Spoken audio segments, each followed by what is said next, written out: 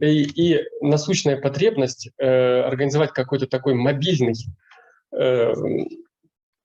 семинар, в котором могли бы собираться небольшие научные группы и обсуждать насущные проблемы, которые стоят от, например, конгресса к конгрессу, от форума к форуму, от конференции к конференции, то есть где бывает часто, что нет возможности поговорить, пообсуждать, но особенно сейчас, когда мы все в онлайн-формате, а известно, что очень много обсуждений идут на конференциях, в кулуарах, после докладов и так далее. Вот такой возможности в дистанционном формате подчас не бывает. Поэтому вот такой семинар между музыкознания Новосибирской государственной консерватории и организованным недавно научным центром региональных и традиционных музыкальных культур консерватории и сектором фольклора Института филологии Сибирского отделения Российской академии наук. Вот выработано такое решение организовать такой научный онлайн-семинар, посвященный актуальным вопросам этномузыкознания и фольклористики. И построить этот семинар в каких-то двух направлениях, в двух ключах. С одной стороны, обсуждение каких-то технических, аналитических, методологических проблем, да, в наших этих дисциплинах, а с другой стороны, какие-то региональные проблематики, которые в том числе связаны с подготовкой томов академической серии фольклора народов Сибири и Дальнего Востока. И вот сегодняшний семинар, он, наверное, в обоих этих направлениях будет продвигаться, потому что здесь есть региональная проблематика, потому что мы доклад посвящен корякскому фольклору, коряков-чавчувенов, и готовится том в рамках базовой тематики Института филологии сектора фольклора народов Сибири. А с другой стороны, там возникает очень много теоретических, методологических и других проблем, которые сегодня мы хотели бы и обсудить. И среди участников нашего семинара присутствуют сотрудники сектора фольклора народов Сибири и преподаватели и профессора кафедры этномузыкознания Новосибирской консерватории. И в том числе наша гостья Пия Сирала из, сейчас я правильно скажу, докторант Академии имени Сибелиуса Университета из Финляндии. И я бы хотел еще два слова сказать о том, как мы познакомились с Пией Сирала, потому что Татьяна Юрьевна Мартынова, в общем, нам посоветовала, дала контакты о том, чтобы мы на форум фольклористов, который прошел недавно, пригласили Пию с докладом, потому что и мы все были свидетелями такого подвига, который совершает в своем исследовательском, исследовательском ключе или в исследовательском творческом ключе Пия, путешествие по отдаленным районам, участкам. И, в общем, большое вам спасибо, что вы согласились принять участие и в нашем семинаре, и, в общем, вышли на контакт с нашими коллегами. И в том числе наши коллеги немножечко расскажут о тех результатах, которые уже немножечко появились. И какие-то перспективы дальнейших исследований таким образом тоже открылись. И в двух словах я скажу о наших докладчиках. Будет представлен, во-первых, феномен музыкальной традиционной культуры коряков-чавчувенов, а с другой стороны, речь будет идти о личных песнях, о таком жанровом образовании. И примечательно, что этот доклад будет совместный, поскольку там есть два компонента – вербальный и музыкальный. И поэтому и два сотрудника сектора фольклора народов Сибири. Это кандидат филологических наук Татьяна Александровна Голованева и кандидат искусствоведения Екатерина Леонидовна Тирон. И также я хотел бы сказать о том, что вот у этого коллектива авторов, последнее, что я скажу, да, и дам уже слово докладчикам, сформировался определенный подход к представлению и такое особое отношение к источникам, потому что это особо значимая вещь, как преподнести источники, которые добываются в поле, добываются в архивах и так далее. И когда то есть текст, такое бережное отношение к тексту, да, где представляется национальный текст, представляется перевод, представляется поморфемная разбивка всех слов, вот, и обязательно публикуется также диск. Я бы хотел показать такое издание, которое также и размещено у нас на сайте. Это такая серия изданий, ну вот, коллеги, скорее всего, знакомы, но эти издания, они тоже не одинаковые, да, коллеги ищут какой-то поиск, находятся в поиске, как научно, в общем-то говоря, решить проблемы эдиционного характера, то есть как опубликовать эти тексты таким образом, чтобы они наиболее полно отображали вот сам феномен языка и культуры вот, корякского народа. И вот эти работы, они характерно, что они вокруг личности носителя языка, вокруг личности носителя языковой фольклорной культуры. И да, и, конечно, они с диском идут, и это, конечно, здорово, когда этот текст можно читать, слушать и, в общем, познавать эту жанровую традицию и часть, конечно, культурного наследия нашего. Вот, и я слово представляю Татьяне Александровне Голованевой. Значит, презентацию уже видно, да? Так. Вот на полный экран, правильно? Угу. Да, все видно, да? Да, все видно. Так, пожалуйста. Добрый день. Я сразу, наверное, перейду к нашему докладу.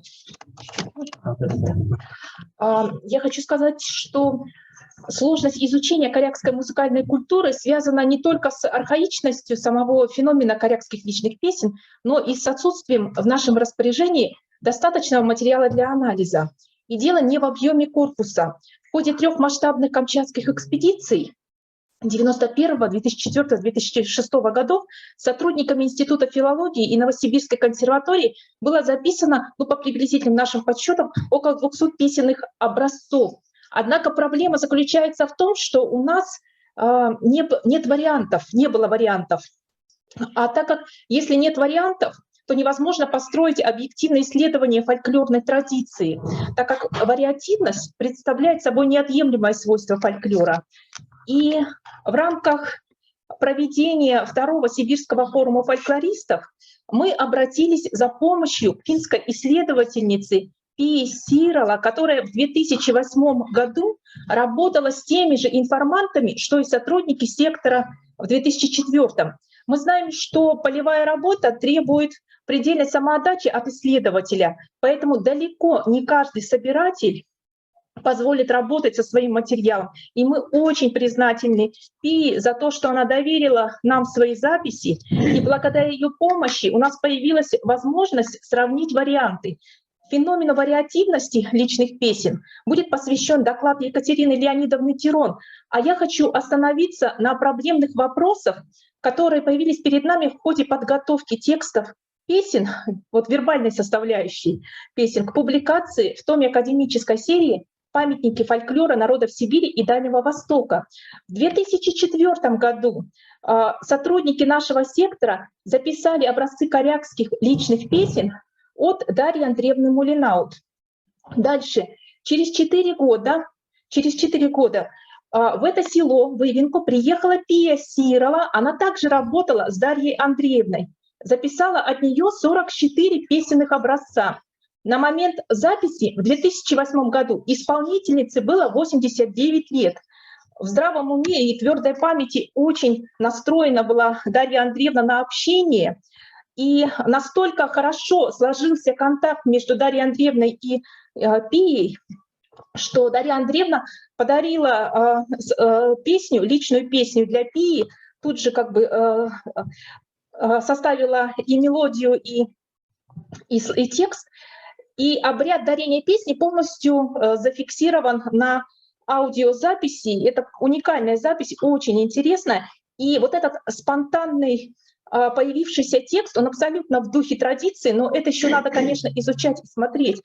Теперь я остановлюсь на том, какие у нас возникают проблемы. Как нам представить не нотную, а запись вот текста. Если вы посмотрите на ту запись, которую мы подготовили, ну вот здесь вот 3 колонки, мы сделали первую колонку пропеваемый текст, может быть, как-то по-другому надо назвать, но пока мы остановились на таком варианте, вы увидите, что мы используем только кириллицу. Это спорный вопрос. Может быть, латиницу было бы использовать лучше, но так как такого прецедента еще не было, в томах серии ориентируются при публикации на кириллический алфавит, мы, в общем, пользуемся кириллицей. Дальше вторая колонка, орфографическая запись. Здесь прецедент состоит в том, что алюторский язык, на котором говорят, ну и поют, береговые коряки, не имеет официальной письменности, и орфографическая запись, которую я представляю, это фактически запись, которую я считаю правильной. Вот.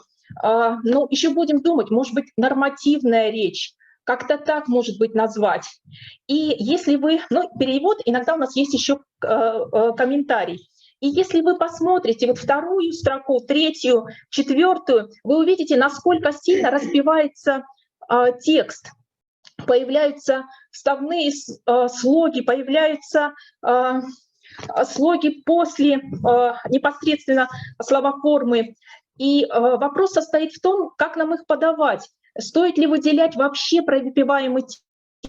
Подавать ли его как текст, или вообще исключить первую колонку и подавать ее только при нотной записи. Вот, этот вопрос мы пока еще не знаем, как на него отвечать, и вообще пока не понимаем, как представить вот этот текст на страницах книги. Вот так вот. Кроме того, в корякских песнях, так как архаическая традиция, очень много распевов асемантических, и непонятно, как нам их отражать в переводе. Пока мы пробовали не отражать, потом стали отражать. Вот вы увидите здесь «она», вот это как раз вот этот вот распев, он очень длинный, и как-то вроде бы как мы должны его показать в тексте. Мы его приблизительно записываем и выделяем курсивом. Вот пока вот у нас такой вариант. Не знаем, насколько он оправдан. Следующий, потом можно будет вернуться. Значит, большую коллекцию песен Пия Сирова записала в городе Петропавловске-Камчатском от известной на полуострове исполнительницы алюторского фольклора Лидии Иннокентьевны Чичулиной. И Лидия Иннокентьевна с большим желанием откликнулась на нашу просьбу помочь в расшифровке ее песен из коллекции Пии. И в ходе этой работы мы настолько явно увидели, как велика роль собирателя в сохранении фольклорной традиции. Носители культуры, даже самые талантливые, глубоко связанные с национальными корнями, тем не менее живут еще в информационном и бытовом контекстах современного мира.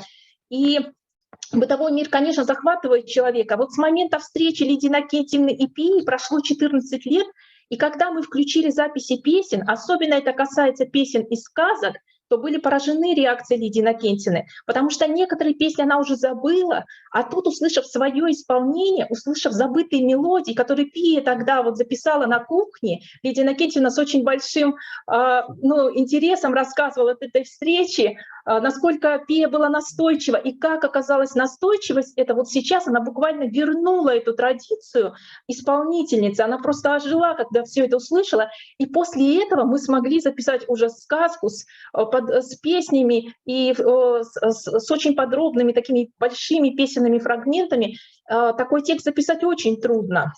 Можно поехать на север и не записать, а тут в городе все это восстановилось в памяти, и такой подъем был очень творческий у исполнительницы. Это, конечно, очень большая благодарность Пии за ее работу и что она вот делает, и какой результат это имеет в итоге.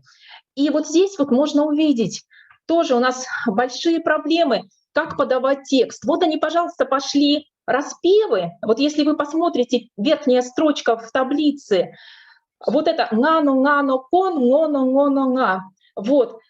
Ну, это распев, но он восходит к местоимению «нгано». И таких вариантов много. Это не единственный случай. То есть это проблема, которая перед нами стоит от песни к песне. И вот тут мы думаем, мы сомневаемся, мы не знаем, что делать. Мы решили, что мы не будем переводить, и записали в переводе «нано, нано, нано». Но буквально через несколько строчек, тут я чуть-чуть выпустила, буквально вот через 2 строки, тот же самый распев, мы уже решили, что я не стала исправлять, просто чтобы вы увидели прецедент. В этот момент мы решили, что нет, пожалуй, надо перевести, и перевели через вот-вот, но по звучанию «нано» и «вот», но они настолько, то есть «нано», оно распевается и дает такие возможности. Ну вот я не владею музыкальной грамотой, но тем не менее я понимаю, что это дает возможности для распева. А вот слово в таком песенном контексте, музыкальном контексте, оно не дает возможности вот каких-то вариаций, как-то петь это. И что делать? Вот это у нас буквально вот на каждом шагу. Распевы, вот, во-первых, асемантические распевы, что с ними делать. Во-вторых, распевы, которые восходят к местоимениям. Их много. Вот. Пока мы не знаем. И еще один вопрос у нас возникает, и очень хочется услышать, как подходят к этому другие этномузыковеды, когда песня фактически состоит только из распевов, но в серединке песни встречается 1-2 значимых слова. И вот как нам подавать такие? Такие тексты есть, это не единичные случаи. То есть, я думаю, что около образцов, около, может быть, нескольких десятков таких песен. Понятно, что здесь все должно сводиться к нотной записи и подтекстовке нотной. А что делать тогда вот с этими переводами? Давать ли их под звездочкой? Вообще не писать такие? Вообще, главные 3 вопроса, которые нас интересуют.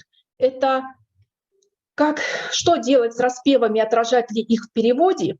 Дальше, вот я назад поверну, переводить ли распевы, восходящие к местоименным словам, к местоимениям, и как отражать в тексте, и стоит ли отражать в отдельном столбце без нотной записи, распевы, и как отражать их в тексте, распевы, которые внутри слова и которые идут за полнозначным словом. Вот такие у нас вопросы.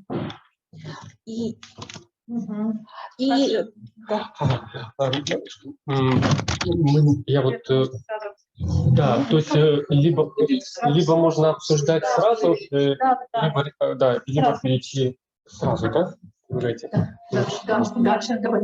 Какие вопросы? Ну, вот вопросы, да, которые... Да, ну, то есть, с одной стороны... Мы будем... Да, ну, то есть, понятно, что это, может быть, мы и не решим тут вот такие вещи, потому что, с одной стороны, давать и пропиваемый текст, в отдельной колоночке, как текст. Ну, вот давать или не давать? Вот нам нужен ответ. С одной стороны, например, Ну, нам вообще вот это для чего нужно, вот такой текст? Для того, чтобы, ну, можно было его прочесть и хотя бы немножечко представить, как это интонировалось в виде простого Речь идет текста. о том, давать ли его текст без нот. Да, без нот. Без Именно нот. это. Наталья Именно об Васильевна, этом, да, да, да, речь да, да. идет? Или вообще вот, то есть вот этой первой колонки, как текста быть не должно. Только Серии пошел в серии, его не будет. Все, значит, мы его тогда в тексте, ну, а вы, Наталья Владимировна, считаете тоже, это, то есть вот эту первую колонку без нот давать смысла нет. Это просто набор букв получается. Хорошо, ладно, тогда. Нет, нужно это самое. Мне кажется, что Сейчас. нужно сейчас ну, сделать какое-то количество. Вы же все равно их делаете, да? И просто смотреть потом, как это будет выглядеть. Мне кажется, не очень хорошо смотрится один нотный образец, после которого нет вообще ничего текста, правда, словесного, да, и поэтому пусть он даже будет вот состоять из каких-то отдельных гласных, можно в конце концов использовать какие-то шрифтовые возможности, да, чтобы как-то это вот дифференцировать. У нас ведь тоже в колыбельных песнях бывает такое, когда поют даже не баю-бай, да, а просто потом вдруг засыпай, ну, выписываются такие тексты. Мне кажется, что вот лишать возможности вот как бы представления отдельно текста не стоит. Не стоит. Его будет не видно, да? В нотах его не увидишь, под нотами его не будет. Он в нотах тоже будет, но все-таки, когда он в нотах, то в нотах смотрится вот какой-то вот такой комплекс, а как самостоятельно там словесный текст не рассматривается. Просто комплекс. Не знаю, мне почему-то кажется, что я не думаю, что это мое. Я просто привела пример с колыбельными. Да? Надо будет посмотреть еще это самое, вот опыт, как записываются, например, удмуртские песни, вот есть тоже, которые вот без конкретного текста, у них очень много вот таких. Надо посмотреть, вот опыт какой-то нужно действительно собирать. Вот я говорю, что вот я сейчас вот вас слушала, Татьяна Александровна, да, и я, честно говоря, вспомнила вот эти 80-х годов рабочие совещания по памятникам, когда вот каждый вот выносил какую-то свою проблемку, да, вот тут было сообщество огромное, нас там сидело до 100 человек, наверное, да, и каждый там мог что-то предложить, а уж там мэтры, которые сидели, члены главной редколлегии, да, это, мне кажется, что вот имеет смысл сейчас обсуждать вот такие вот чисто вот рабочие подготовительные моменты. Текстология – это очень важный момент. Ну вот я говорю, что нужно все-таки попробовать этот текст сохранять. Да, это уж, это мне тоже такое, когда я слышал, казалось, что вот пропеваемый текст, как текст именно, что он тоже имеет свое право на существование, потому что он же пропеваемый. Просто даже вот по принципу. Я вижу, что подняла руку. Ага, предоставим слово, пожалуйста, Пьесвера, пожалуйста. Да, здравствуйте. Да, интересный очень вопрос. Просто я хотела, я не знаю, как это решается, но единственное, вот это очень типично, и я тоже это в Чукотке заметила, что бывает, что человек даже очень долго поет. Вот у меня там записи, которые длиннее, чем вот эти вот лица длиннее, и начинается такими слогами, и никаких слов нет, и вдруг появляются какие-то слова, опять исчезают. Но ощущение такое, как будто этот человек все-таки не случайно говорит эти слова потом, потому что этот человек уже думает об этом теме как-то. Вот, допустим, говорит какого-то слова человека, или там какое-то, что случилось, или что-то. Этот человек не только как-то спрашивает какие-то случайные слова, а они уже у нее в голове, вот эти люди, допустим, или эти мысли, о чем она думает. Но это не важно для нее, эти слова сначала, потом это появляется. Вот одна-два слова, и это ей достаточно сказать эти слова, чтобы никому же, вот ощущение опять моя, это я не знаю, правда нет, но она же не исполняет кому-то обязательно, она для себя поет. И поэтому ей достаточно сказать это имя или какое-то слово. Но это показатель того, что она об этом думает уже, может быть, с самого начала, эта песня.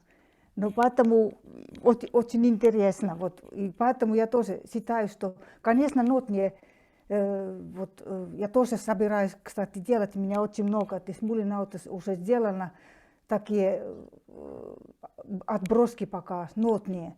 Но я тоже думаю, что это важно, что там есть эти слоги, даже если они ничего не значат. Спасибо. Да, спасибо большое. Да, они могут быть не случайные. Да, то есть вот я сейчас тоже, пока слушал, вспомнил, что вот у мордвы, вот есть же вот, ну, там междометия, да, вот, ну, их так называют, там есть целые куплеты, ну, которыми начинаются, например, свадебные песни, и это вся строфа состоит только из междометий, но и она довольно типовая, и даже эти междометия, они типовые. Вот, то есть это вот, да, и там вот их ях, ва, йох, и даже и там структура стиха соответствует этим междометиям, дальнейшей структуре стиха, который появляется. Ну, то есть, и даже исследователи, ну, то есть, прям так, мы прям в точности так же. Где-то я, правда, вижу, что некоторые исследователи выдают этот текст как-то немножечко приближая к каким-то таким формам, типа их, йох, вай, там как-то так. А некоторые более стараются фонетику отобразить. Ну, то есть более фонетично, вот что конкретно вот интонируется вот в их, йох, вот там скобочки используют, бывает такое, то есть вот огласовки. То есть вот, ну, и вот тем не менее, вот все-таки мне кажется, что лучше, если нот, тем более, вот, имеется в виду, нет, а есть только текст, то, наверное, все-таки он имеет большое значение, потому что текст интонируемый, вот, ну, пропеваемый. Поэтому, и кстати, его вот эти исследователи относят по мордовскому фольклору к наиболее архаичному. Да, вот, то есть там что-то вот в этих, ну вот... Как зарождается песня, да? Не семантических. Хотя они какой-то знак, не знаю, там, не знаю, фонетический знак какой-то, там еще знак, ну вот. Вот. Я, кажется, видел, что Галина Лампевна поднимала руку. Дадим слово Галине Лампевне. Пожалуйста, Галина Лампевна. Спасибо. Добрый день, коллеги, с кем не успела поздороваться. Всех приветствую. Я хотела бы свое ощущение высказать. Как это выглядит на экране, мне нравится. Есть вот эти все колоночки, пропеваемый текст, орфографическая запись. Мне кажется, что если вы спросите любого музыковеда, музыковед всегда скажет писать пропеваемый текст. Но и с точки зрения читателя это гораздо удобнее, когда можно проследить, когда на одном уровне есть и вот эти пропеваемые слова, как они здесь обозначены, и нормативная запись, и перевод. Все одновременно, как бы на одной линии мы это видим. Это очень удобно. И действительно, я с Натальей Владимировной соглашусь, что если поместить только под нотами самый подробный текст, этого будет мало, недостаточно. Гораздо удобнее видеть текст целиком. Но решение, конечно, должно зависеть еще от того, с какой целью этот текст публикуется, какого рода издание это будет. Конечно, авторы могут всегда как-то скорректировать свой подход. Я всегда за более полный, как более интересный, более информативный. И мне кажется, что это будет полезно и музыковедам, и лингвистам, фольклористам, хоть кому. На такой текст удобно ориентироваться. Но это моя точка зрения. Я музыковед. Может быть, стоит еще посоветоваться с фольклористами-филологами. И еще один момент я хотела подчеркнуть. Я несколько раз услышала такие слова, как асемантические слоги. Да? Вот мне кажется, все-таки стоит найти какой-то другой термин, определяющий, потому что все-таки вот эти слоги, они имеют смысл, то есть они семантику свою имеют, они не без семантики, не асемантические, они, может быть, синсемантические, или еще какие-то там пропеваемые, вставные, дополнительные и так далее. То есть это можно все определить. Но это семантически я бы все-таки не советовала употреблять. Вот. А в принципе на экране вот то, что мы видим, это все красиво и понятно. Насчет перевода этих слов, происходящих вот междометий, ну, наверное, надо к какому-то знаменателю прийти. В принципе, и так можно, наверное. В русском переводе там же не будешь вот эти «н» с хвостиками писать. Ну, пусть будет и «нам», и «нон», и «вот» в том числе. Если можно какой-то смысл там уловить. Наверное, можно это делать. Но это вот вопрос обсуждаемый. Форма таблички, она достаточно удобная, информативная. Но единственное, что, может быть, трудно будет поместить на одну страницу, если это вот речь идет о печатном экземпляре издания, трудно будет поместить на одну страницу, чтобы там еще и колонка под комментарием была. Здесь, может быть, можно как-то подумать, поиграть, может быть, сноски постраничные это увести, под черту какую-нибудь. Но главное, чтобы это было рядом, было видно и понятно. Ну вот пока все, спасибо. Спасибо большое, Галина Евлампиевна. Очень интересные наблюдения и о значимости этого текста, и действительно, как он может быть наиболее архаичным, да, если он асемантичен, там все-таки какие-то, да, наверное, что-то такое есть. Вот действительно надо придумать какое-то вот словечко, может быть, действительно. А я вот смотрю вот на это и не могу понять, если «нано» — это почему мы переводим как «вот»? Да, почему там «вот» возникло? Да, потому что, да, используется, ну, то есть вот вблизи, ну, как в сфере видим, в сфере вот... значимости какой-то. В сфере того, что видим. Это. Ну, вот как это, как указательное местоимение. Вот да, это, да, как указательное местоимение. Да. То есть как-то переводить это, вот как бы это было бы как-то странновато, да. А вот наум, он это как бы это частица. Просто. Частица, это частица, ну как типа как ведь, же, вот так вот. Но мы ее даже здесь и не отразили. Так как это же, это ведь, можно так было бы перевести. Может, это ведь. Это ведь. Это было бы, наверное. Это ведь он как бы. Да. Вот этот смысл. Как удвоить, да? Это ведь он. Да, вот такой был смысл. Точно, да, мы не догадались. Это ведь он, да, я вот тоже думала как. А я просто вот увидев вот это, вспомнила, есть некоторые такие русские, не только русские хороводные песни, в которых есть вот эти указательные слова, и они совершенно непонятные, если не знать, что это игровая песня, она разыгрывается, и там что-то показывается, да, потому что, значит, там что-нибудь такое, что посеяли там, кто-то там лен посеяли, и вот это, и вот так, и вот это, и вот так. То есть вот есть и вот это, вот эти вот какие-то сочетания, да, но там-то они показывают это, а здесь какой-то другой. А здесь тоже демонстративность, иллюстративность. Так вот, может быть, вот как раз камбалу мужчину так показывает, изображает. Да, то есть указательный момент. Ну, ясно, вот видите, сколько у нас все-таки находится каких-то параллелей, я бы сказала. И вот это ведь он, и вот да, это ведь он. Вот здесь хороший это перевод. Да, то есть вот какие-то вот такие нужно это самое вот искать. Очень интересно. Да, я поприветствую Жанну Мангеевну, которая подключилась к нам из Санкт-Петербурга. Очень рад видеть, давно уже не виделись. Да, у вас поднятая рука. Пожалуйста, представляем вам слово. Коллеги, добрый день. Спасибо за замечательный доклад, было очень интересно. Действительно, докладчик рассказывает об актуальных проблемах, которые нужно действительно решить для академических изданий. Да?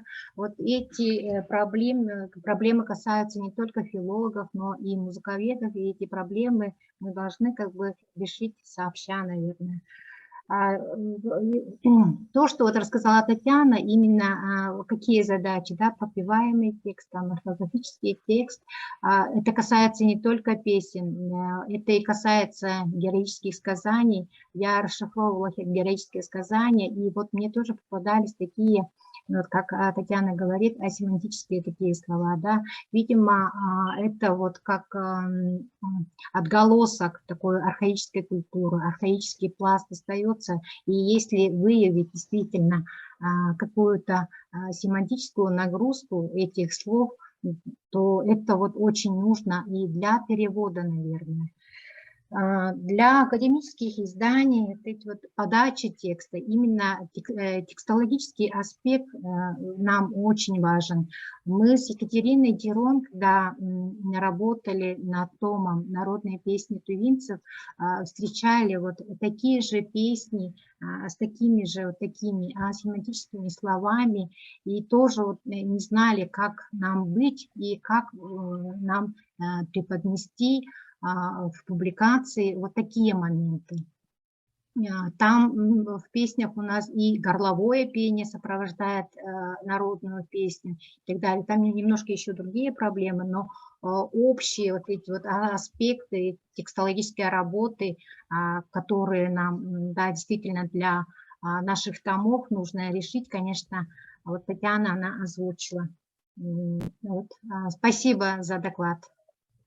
Спасибо большое, Жанна Мангельевна. Я вот пока слушал Жанну Мангельевну и вспоминал, что сказала Галина Евлампиевна, сразу тоже вспомнил такой сюжет. Вот мы готовимся для публикации перевод с немецкого языка Паасонена.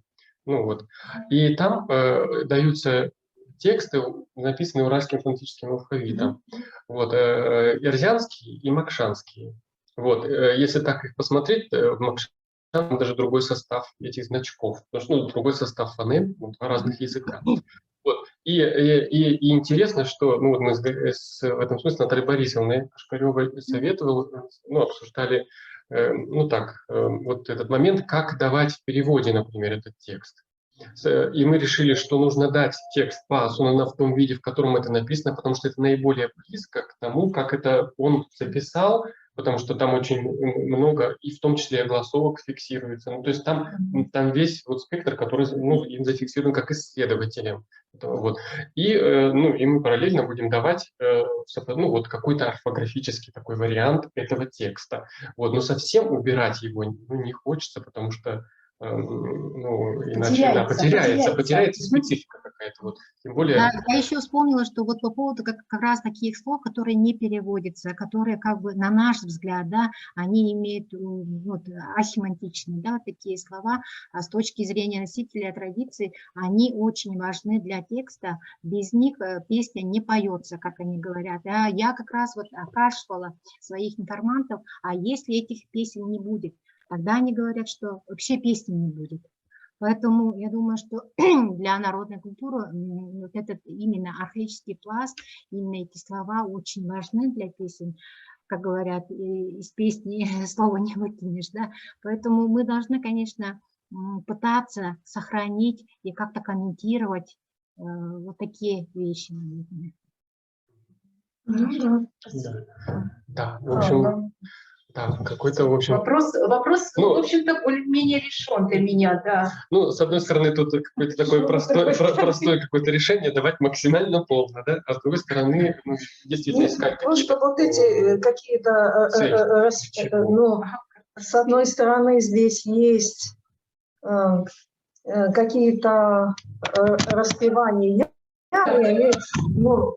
певческо-структурный какой-то вот момент, если можно сказать. Это я вот по-русскому, например, вот фольклор беру, да, то есть вот это имеет отношение не к архаическим каким-то жанрам, а к более поздним, да, когда вот мелодия уже начинает вырываться, куда-то она становится самодавлеющей, и ей не хватает тех слов, которые под ней есть, да, и тогда начинается, значит, появляются вот эти вот распевания всевозможные, мы их там называем огласовки, колорирование, там по-всякому, да, и одно время их вообще никаким образом не фиксировали, даже под нотами, просто лигу ставили, и все.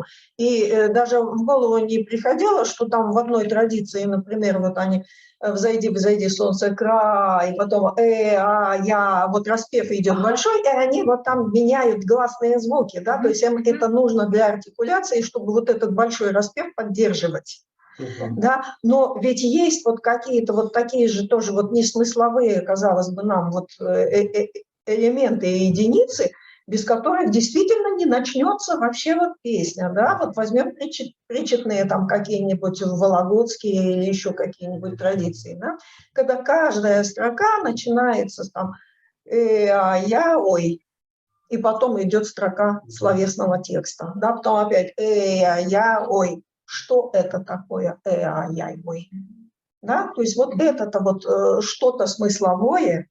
Да, это что-то смысловое, поэтому вот изучение вот этих вот распеваний разных, да, на самом деле это чрезвычайно интересно, и даже вот кажется, что даже музыканты не так, чтобы давно подошли к тому, чтобы вот это вот фиксировать как-то очень тщательно.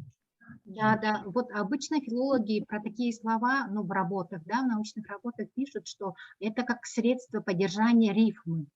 Ну, мне кажется, это не совсем так. В некоторых случаях, наверное, нужно копнуть глубже и как-то вот нам разобраться, понять.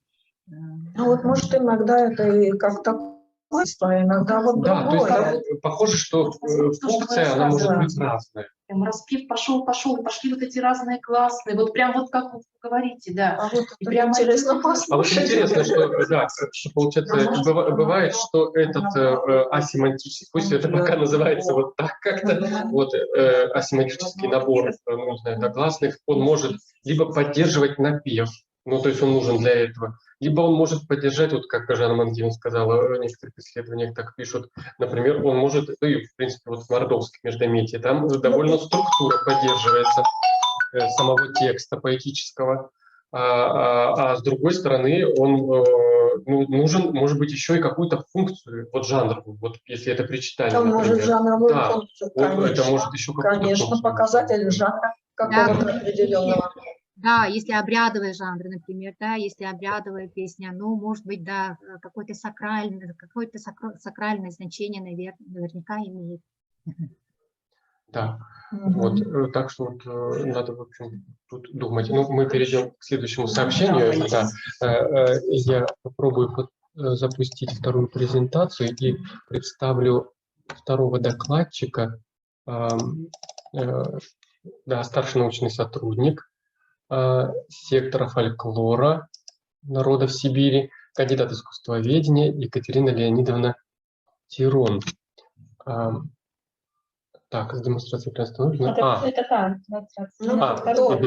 Так, презентацию Екатерины Леонидовны видно? Нет, я не запустил. Так, сейчас.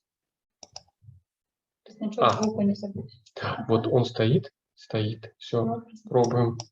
В презентации есть звук, поэтому...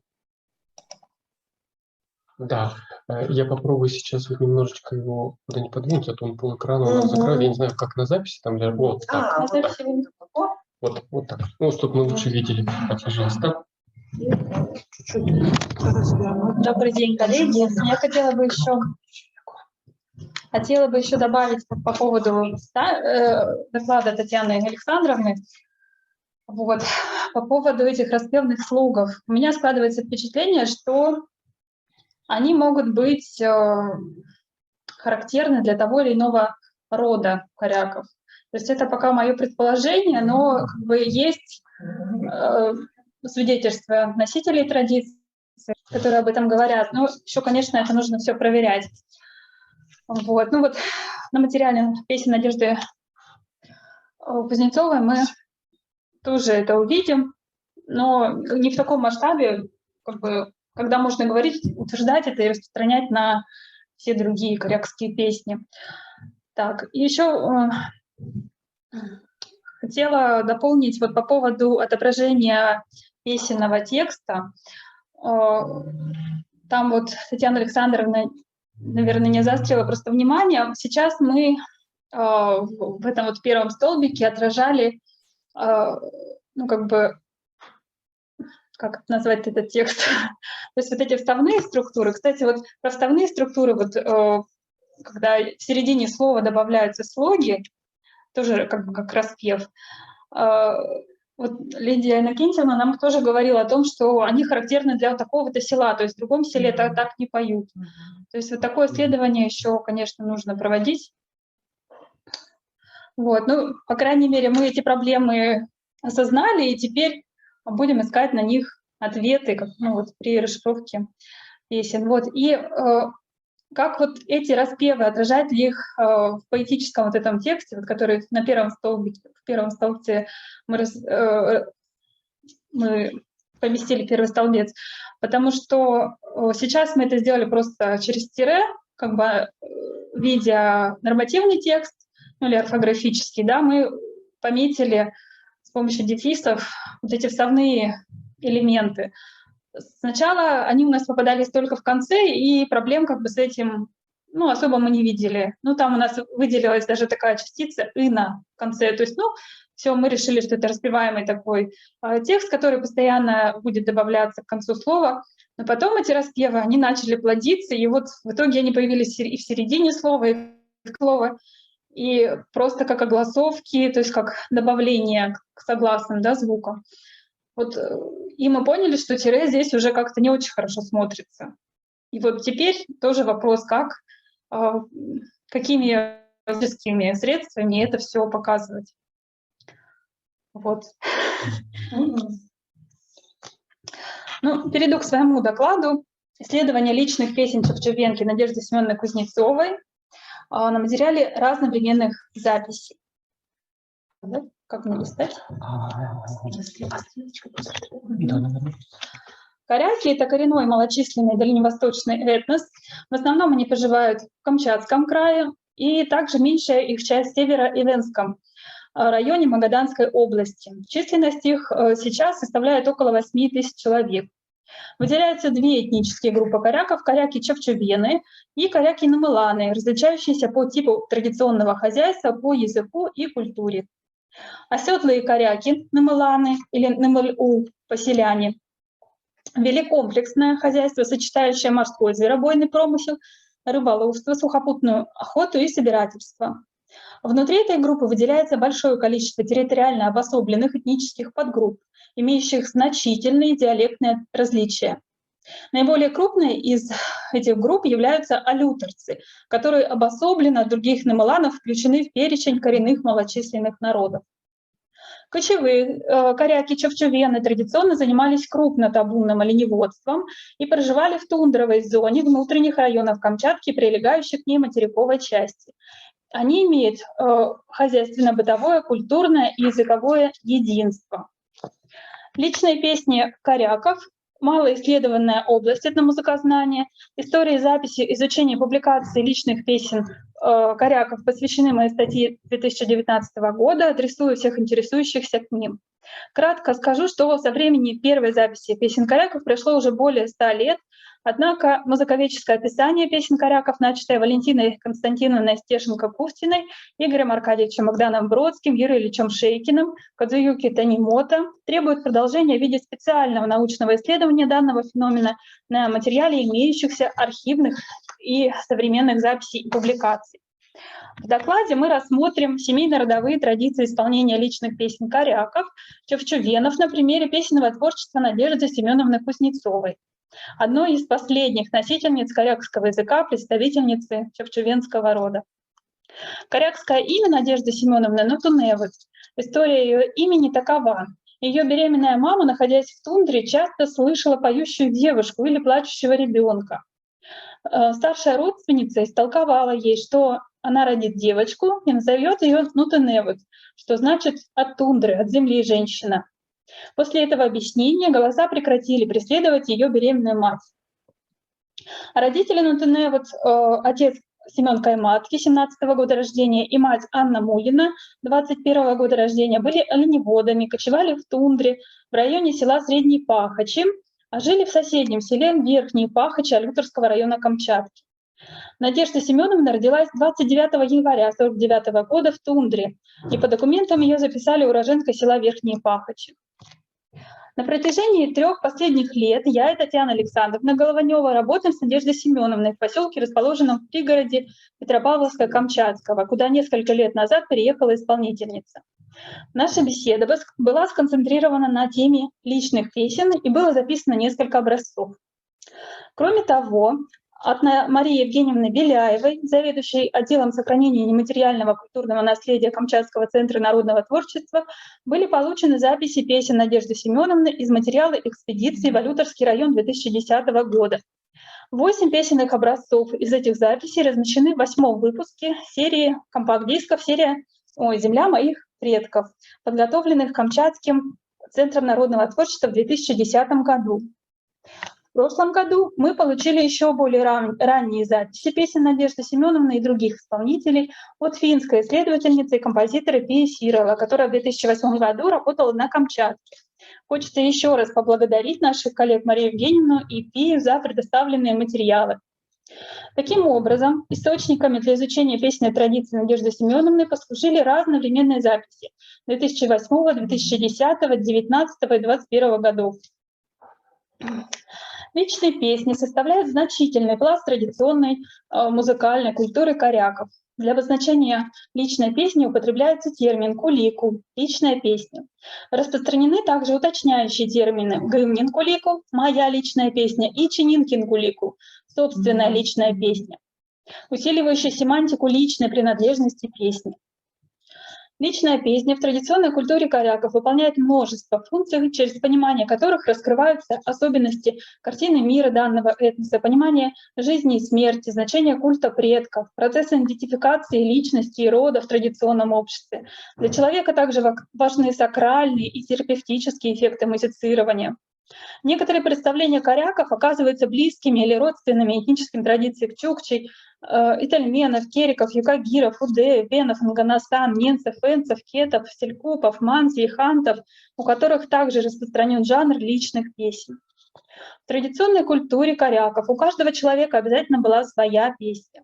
Появление личной песни в традиции не воспринималось как акт творчества ее автора, считалось, что песня приходит сама. Для констатации факта появления песни Надежда Семеновна использовала такие чукчевенские слова, как «куликул гаэлин» — «песня пришла», или «ганволан ананьяк» — «он начал петь». Появление песни воспринимается в культуре как атрибут взросления человека. Личная песня может прийти после каких-то сильных переживаний отрицательного или положительного полюса, или просто во сне. К Надежде Семеновне ее личная песня пришла после сильнейшего землетрясения на Камчатке в 2006 году. Поселок Кот, в котором она проживала, оказался в самом эпицентре землетрясения. До этого сама Надежда Семеновна не пела и говорит, что песни предков плохо получались. Особенностью личных песен Надежды Семеновны является то, что они исполняются преимущественно на распевные слоги. Синсемантический текст лишь изредка переходит в оформленные слова и словосочетания. В отличие от такого принципа, проанализированные нами ранее песни Корячкиной-Маланки Екатерины Ивановны Чечулиной обладают развитыми поэтическими текстами. Отсутствие развитого вербального ряда, основного носителя содержания произведения, на первый план выдвигает музыкальный компонент песни. Именно музыкальный компонент становится определяющим при воспроизведении личной песни собственной или родовой. Личная песня Надежды Семеновны, возникшая после ужасов землетрясения, имеет ламентозно-печальный характер, который создается и мелодически, и ритмически, и с помощью включения речевых вдохов и поющихся междумедийных слов. Личная песня Надежды Семеновны имеется в 6 разновременных записях. 2 2008 года, по одной 2010 и 2021, и еще 2 2019. Записаны образцы различны по временной протяженности. Время либо приближено к 40-50 секундам, либо к 2 минутам. Напев личной песни довольно узнаваем, хотя степень варьирования здесь значительная. В большинстве записей после экспозиции напева следует его многократное повторение от 2 до 6 раз. Каждое проведение напева складывается из нескольких мелодических ячеек. 3 из них основные, всего 6. Интенционная узнаваемость напева достигается при использовании в мелодических ячейках ярких интонаций. Так, например, ячейка А отличается восходящим движением от самого нижнего тона звукоряда и тембровой выделенностью восходящих глиссандов. Ячейка Б, напротив, основана на нисходящем движении и имеет выделенный пунктирный ритм в начале. Ячейка С отличается восходящим скачком к самому верхнему звуку звукоряда, который выделен самой большой длительностью. Степень варьирования ячеек значительна в ритмическом и мелодическом планах, а также по протяженности. Однако ключевая интонация сохраняется, отмечается композиционная закрепленность в качестве начальной ячейки а в качестве конечных ячеек Б и Д. Однако последовательность появления мелодических ячеек может быть как строгая, так и более свободная. Отметим, что в записях последних лет используются только основные ячейки, и наполняемость проведения каждого напева становится более устойчивой по сравнению с записями 2008 года, когда песня только недавно появилась. В первых записях присутствовали контрастирующие в музыкальном плане ячейки Е, Ф. На вербальном уровне здесь появляется междометие Э, К, К или О, Ко, Ко, которые, по словам Надежды Семеновны, схожи со значением русского слова междометие О, Хо, Хо. Этот эпизод в мелодическом и вербальном плане родственен личной песне «Лектеле», которую мы послушаем позже. Ну, предлагаю, наконец, послушать записи 2010 и 2021, когда напев имеет устоявшуюся форму. И последнее проведение напева в записи 2008 года с контрастными эпизодами и завершающим вздохом. Так, сначала начнем 2001, как сейчас эта песня звучит.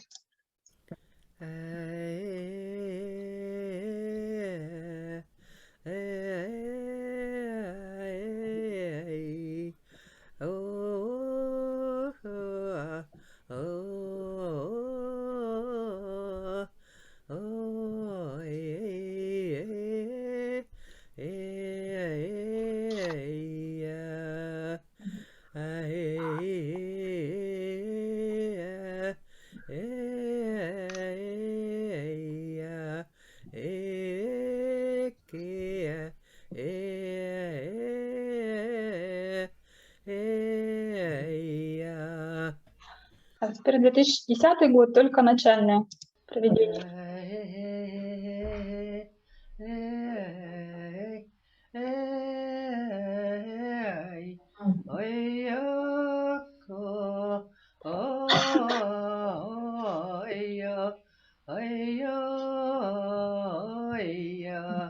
И, наконец, вот этот контрастный эпизод.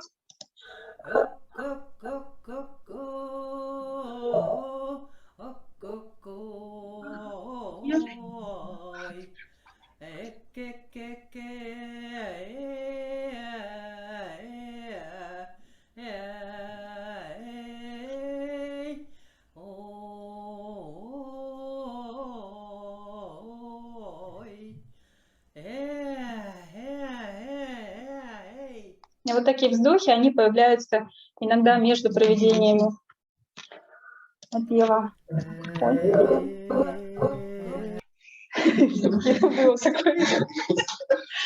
Так, перейдем к личным песням предков Надежды Семеновны. Для их обозначения используется термин «пенинал-генкулику», что значит «песня прежних людей», то есть предков. Отметим, что термины «родовая песня» или «семейная песня», распространенные в научной литературе на русском языке и в исполнительской практике, не совсем точны. Личная песня всегда связана с конкретным человеком-предком. Конечно, песня предка объединяет представителей одной семьи или рода, но все они знают, кому конкретно она принадлежит. При исполнении чужой личной песни обязательным было называние имени человека до или непосредственно в начале пения. Звучание личной песни являлось подтверждением памяти о предке. Кроме того, считалось, что именно по желанию предка песня исполняется в данный момент или не исполняется. Если песня забывалась, значит, того пожелал предок. Исполнение песен предков имело сакральный статус, являлось своеобразным способом общения с ними. Зачастую это происходило на обрядах и праздниках после употребления мухомора. По словам носителей традиции, особенно важным было точное исполнение песни предков. Ответ, так это или нет, мы узнаем на материале записи нашей исполнительницы. По словам Надежды Семеновны, раньше помнили песни родственников 3-4 поколений. По-видимому, это связано с тем, что с родственниками стольких поколений встречался при жизни их человек. Песни прадедов, как правило, приходили уже через кого-то из родственников. На слайде цветными картинками в синих рамках обозначены родственники, чьи песни исполняет Надежда Семеновна. Это поколение родителей и дедов, а также песня неизвестного родственника мужа. Вероятно, его также можно отнести к поколению родителей. На исполнение песен младшего поколения, даже если его представитель уже перешел в категорию ушедших, в корякской традиции существует строгий запрет. Отметим, что в категорию родственников у коряков попадает довольно большое количество людей, учитывая то, что еще в поколении дедов Надежды Семеновны в семьях было очень много детей, а в состоятельных семьях оленеводов, в которой и родилась Надежда Семеновна, была распространена традиция двоеженства. На интервью с Надеждой... На интервью с Надеждой Семеновной мы попытались подстроить родственное дерево, чтобы разместить на нем личные песни, которые она исполняет. Остановившись на 182 персонах, потратив на это 4 часа, мы записали далеко не всех родственников, и 64 из них оказались старшими родственниками. Отметим феноменальную память Надежды Семеновны, которая помнит корякские и русские имена всех этих людей, большинство дат их жизни. Вряд ли кто-то из нас может похвастать знаниями своего родового дерева в таком масштабе. Интересно было также проследить за реинкарнацией родственников на этом дереве, которое может стать предметом специального исследования. Итак, в зафиксированном песенном репертуаре Надежды Семеновны имеется 5 личных песен ее родственников. Так, мне нужно вернуться на этот слайд. Песни родственника мужа, песни Мулине, Инейлова, двоюродного деда по материнской линии, Килькута, дяди по отцовской линии, и Лектыгыгына, деда по отцовской линии. Все они являются старшими родственниками, предками. Личные песни поколения родителей, матери Мулины и дяди Килькута, она услышала из уст их авторов. Другие личные песни предков Надежда Семеновна узнала через родственников. И при знакомстве с каждой песней предков я представлю каналы передачи песен. Почему же из 64 старших родственников Надежды Семеновне запомнились именно эти 5 личных песен? По словам исполнительницы, это песни тех людей, с которыми в течение жизни происходило наиболее тесное общение. Имели место совместное проживание в табунах, проведение праздников, на которых звучали эти песни из уст их авторов или других родственников. Отметим, что в семейных рассказах Надежды Семеновны, которые записывала Татьяна Александровна, также звучат эти имена. Как мы видим, преобладают песни мужчин, и имеется только одна женская песня, принадлежащая матери. По воспоминаниям Надежды Семеновны, это объясняется тем, что мужчины пели гораздо чаще женщин, особенно на праздниках после употребления мухоморов. Интересно замечание Надежды Семеновны по поводу того, что некоторые песни никак не запоминаются. Цитирую. «Дальняя родственница моей бабушки хорошо запомнила песню бабушки Киевнеот, а мне не ложится. Песни дедушки вообще не помню. В то время они не пели, все время трудились. Может быть, в это время я в интернате была. Помню, бабушка во время забоя идет в белой шапочке и поет. Когда бабушка на мухоморится, буйная становится, меня гоняла вокруг юрты, возбужденные галлюцинации были, не соображает. Когда бабушка умерла, ее состояние передалось вот этой Кате. Она тоже становится вот такая же буйная, и песня ей передалась».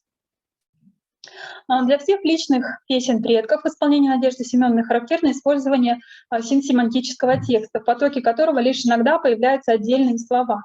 Пение на такие тембровые слова, отдельные слоги по классификации Юрия Ильича Шейкина являются признаками архаической стадии фольклора. Отметим, что такие бестекстовые личные песни в повседневной речи на русском языке и в публикации в нотных сборниках часто называют личные мелодии, акцентируя мелодическую сторону песни, в противопоставлении песни как жанру с поэтическим текстом. Однако, по словам Надежды Семеновны, куликул — это песня. Мы не говорим напевы мелодии, хотя у нас и песни без слов. О чем эти песни, нам рассказала сама Надежда Семеновна, подчеркивая эмоциональную сторону песни, связывая ее с характером человека, автора песни, ситуацией исполнения песни. При рассмотрении песен предков я буду давать комментарии исполнительницы. Так, теперь как-нибудь перейти, чтобы опять она все не запела. По очереди мышкой. Не Ты надо. хочешь Следующий слайд. Тогда мы просто переключаем. Вот. Так. Все, не запела. Так, первое мы рассмотрим личную песню матери. Это песня Мулине или Анны Ралинковавовны Мулина. Это цитирую Надежду Семеновну, это успокаивающая мелодия, задушевная, от души поет. Мама была очень добрая, спокойная. Эту песню она детям пела, она убаюкивающая, успокаивающая. И когда под мухомором была, пела. Песню матери Надежда Семеновна слышала только от нее, больше ее тогда никто не пел. Когда мамы не стало, тетя Стеша стала петь. Вот вам не видно. Сейчас попробую убрать. Вот тетя Стеша. Это двоюродная тетя Рультеневод Степанида Киркинтакьявовна Кудгыгина. Данная песня исполняется на тембровые слоги. Мелодия довольно простая. Исполняется на трехзвучный звукоряд структуры ре, соль, ля. Напев состоит из двух фраз вопроса-ответного характера с окончанием на кварте и тонике. Раскачивающая мелодия в первой строке имеет восходящий рисунок, во второй — нисходящий. Исполнение песни основано также на повторении напева. Давайте ее прослушаем.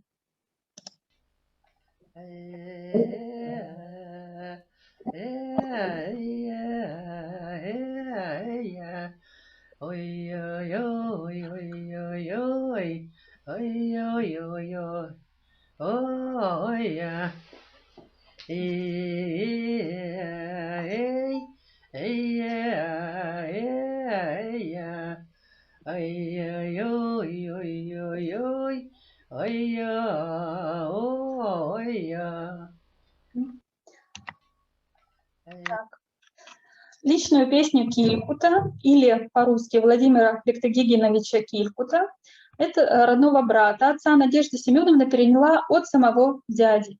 По ее словам, это песня о размеренной жизни, жизнь хороша и поется хорошо. Песня имеет аналогичные личной песне матери характеристики: бестекстовость, двухстрочную композицию напева АБ, который многократно повторяется.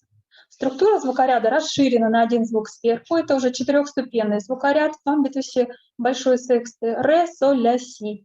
В финале с напева снова самый нижний звук. Так, нужно отступать.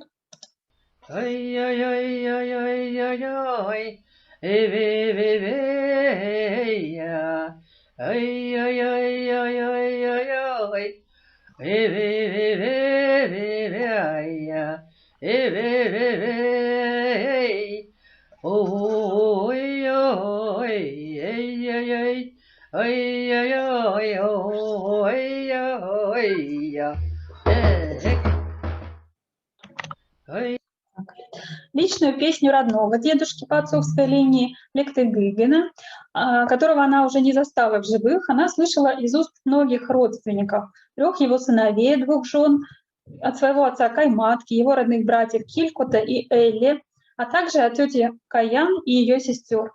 По воспоминаниям Надежды Семеновны, Килькут намухоморится, глаза закроет, как будто копьем машет, или идет по тундре и поет. От него песню и выучила. Песню Лектегыгина все родственники исполняли одинаково. Можно было ее петь сколько хочешь по времени. Надежда Семеновна считает эту песню, семья Надежды Семеновны считает эту песню самой главной, так как она идет от самых корней, от самых старых людей и до нас дошедших. По словам исполнительницы, песня Лектегыгина — это волевая песня, такой род у нас сильный, не мелодрама. Песня передает уверенность в себе, силу, подталкивающую к действиям песни. В нашем роду смелые, твердые люди были. По стилистическим характеристикам песни Лектегыгина снова аналогична песням других предков. Бестекстовость, двухстрочная структура напева, многократное повторение напева, окончание на нижней ступени звукоряда. Звукоряд состоит из 4 ступеней ре, соль, ля, но при этом ступени здесь с очень большой зонностью. Индивидуализация напева проявляется в синкопированности ритма и в темброво выделенном глиссандо к началу строк, который распространяется почти на октаву. Слушаем.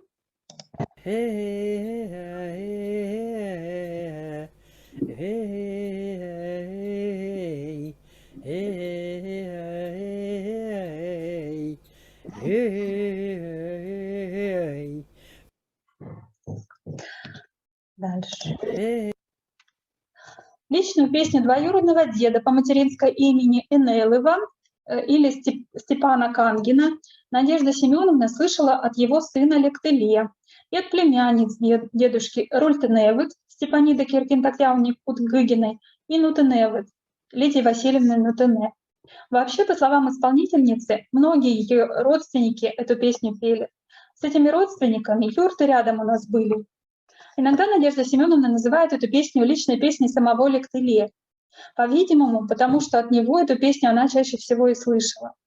Характеризуя содержание песни, исполнительница говорила, что песня — это хорошего настроения, когда светло на душе. Песня отличается от других повтором второй строки в напеве. Кроме того, она обладает более широким звукорядом — ре, соль, ля, си, до. Финалисом является ступень из середины звукоряда. Вообще напев имеет мажорный характер, по другим характеристикам песня аналогична другим личным песням предков. В одном из проведений напева появляется текст «О-ко-ко», который уже нам встречался в личной песне Надежды Семеновны. В песне деда он звучит радостно, а вот в личной песне двоюродной внучки печально. Возможно провести аналогию с русским междометием «ох», которое может также иметь разные эмоциональные полюсы. Послушаем. Ой. Так. Вот так.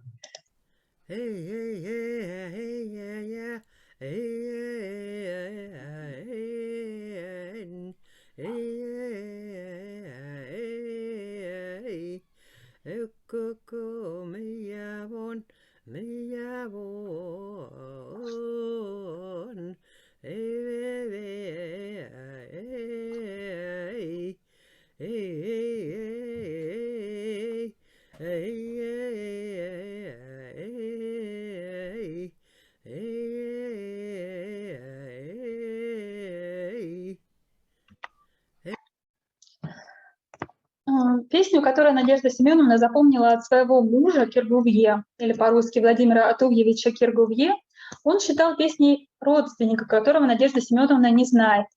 Муж говорил, что это песня его родственников, поэтому это родовая песня, я не знаю, чья она. Так же, как и по отношению к личной песне Энейлова, которую она чаще называла песней Лектыле, Надежда Семеновна часто называет песню родственника мужа личной песней самого мужа. Эту песню Киргувье исполнял только в кругу семьи, пел своим детям, а также пел, когда ехал на оленях. Через песню родственника Киргувье, по словам Надежды Семеновны, ее муж любовь к детям выражал, душевная эта песня. Несмотря на то, что эта песня не принадлежит предкам Надежды Семеновны, песня имеет аналогичную структуру напева и похожую структуру звукоряда. Однако финалис напева уже самая верхняя ступень звукоряда.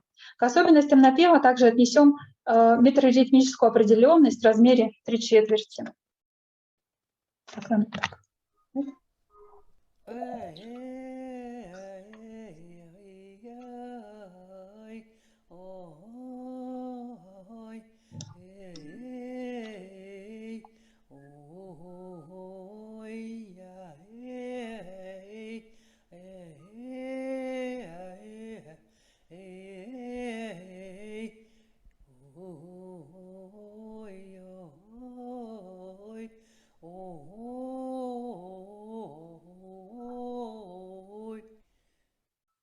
Итак, песни предков строятся на многократном повторении напева.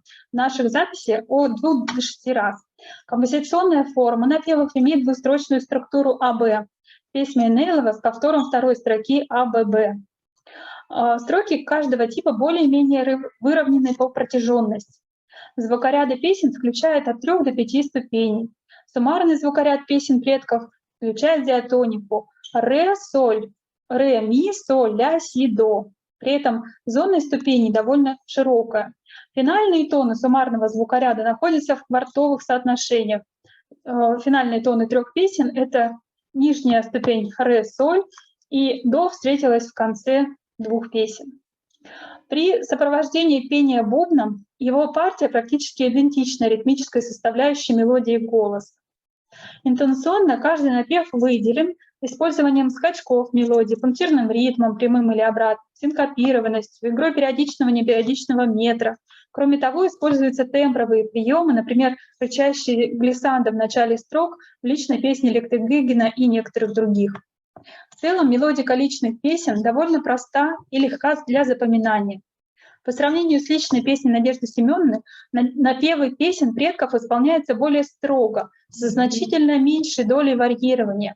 Действительно, здесь важно сохранить напев и передать его будущим поколениям как можно точнее. Этномузыковеды отмечали мелодическую близость личных песен одной семейной родовой традиции, что объяснялось тем, что зачастую личная песня складывается на основе мелодий песен предков.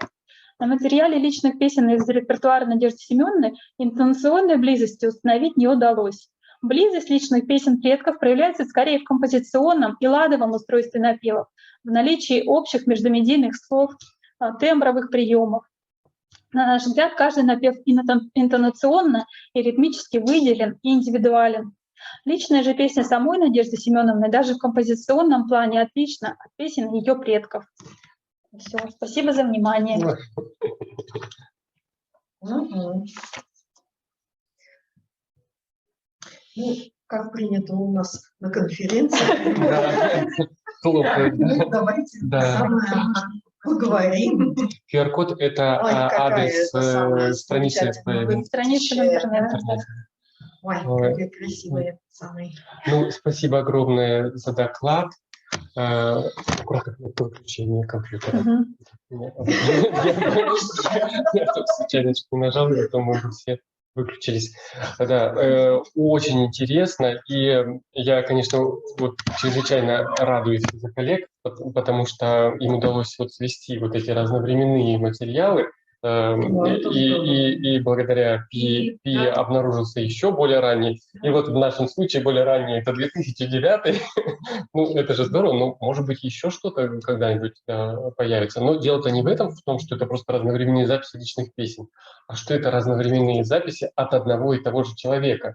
Что, вот, как сказать, да, что большая редкость. И теперь вы можете, что вы можете теперь делать выводы, насколько вот доля мобильности, доля там стабильности, что стабильно, что мобильно, что отражает вот именно с точки зрения вот такого индивидуального жанра, да, вот что там происходит внутри. Да и не только в жанр, выходит, что и род. Там, да, вот мне интересный вопрос, мне такой любопытствующий. Получается, что вот от Надежды Семеновны вы записали только личные песни вот разных родственников, включая ее. Они все бессловесные? Или там где-то есть еще какие-то Нет, они все вот такие. Да. Очень редко может появиться какое-нибудь одно слово «маябон». Маябон, да. Я мог бы исполнить, да.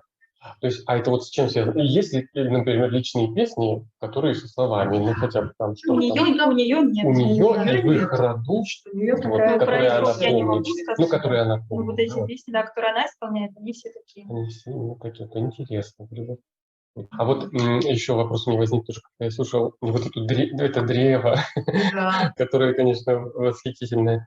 Вот вы сказали там реинкарнационные какие-то вещи. Она что, сама отмечала? Ну да, Надежда Семеновна при рассказе про каждого родственника, она называла его имя и говорила, что это вот тот-то, вот на дереве показывала, вот кто переродился, и он приходит с тем же именем. Ему давали то же самое имя, когда он рожался? Именно поэтому и давали, что это пришел тот. То есть они определяют? Они даже могут называть, например, девочку, они могут называть своей мамой. То есть если они знают, что это мама там, или бабушка, ой, мама наша пришла. И очень правильное отношение к этому ребенку как к матери. То есть не как к ребенку, а как к матери. Как они определяют, что это именно так? Там есть и обряд, и сны. Да, есть сны, есть вот Надежда Семеновна, но там другая, да, история, и там другое было видно.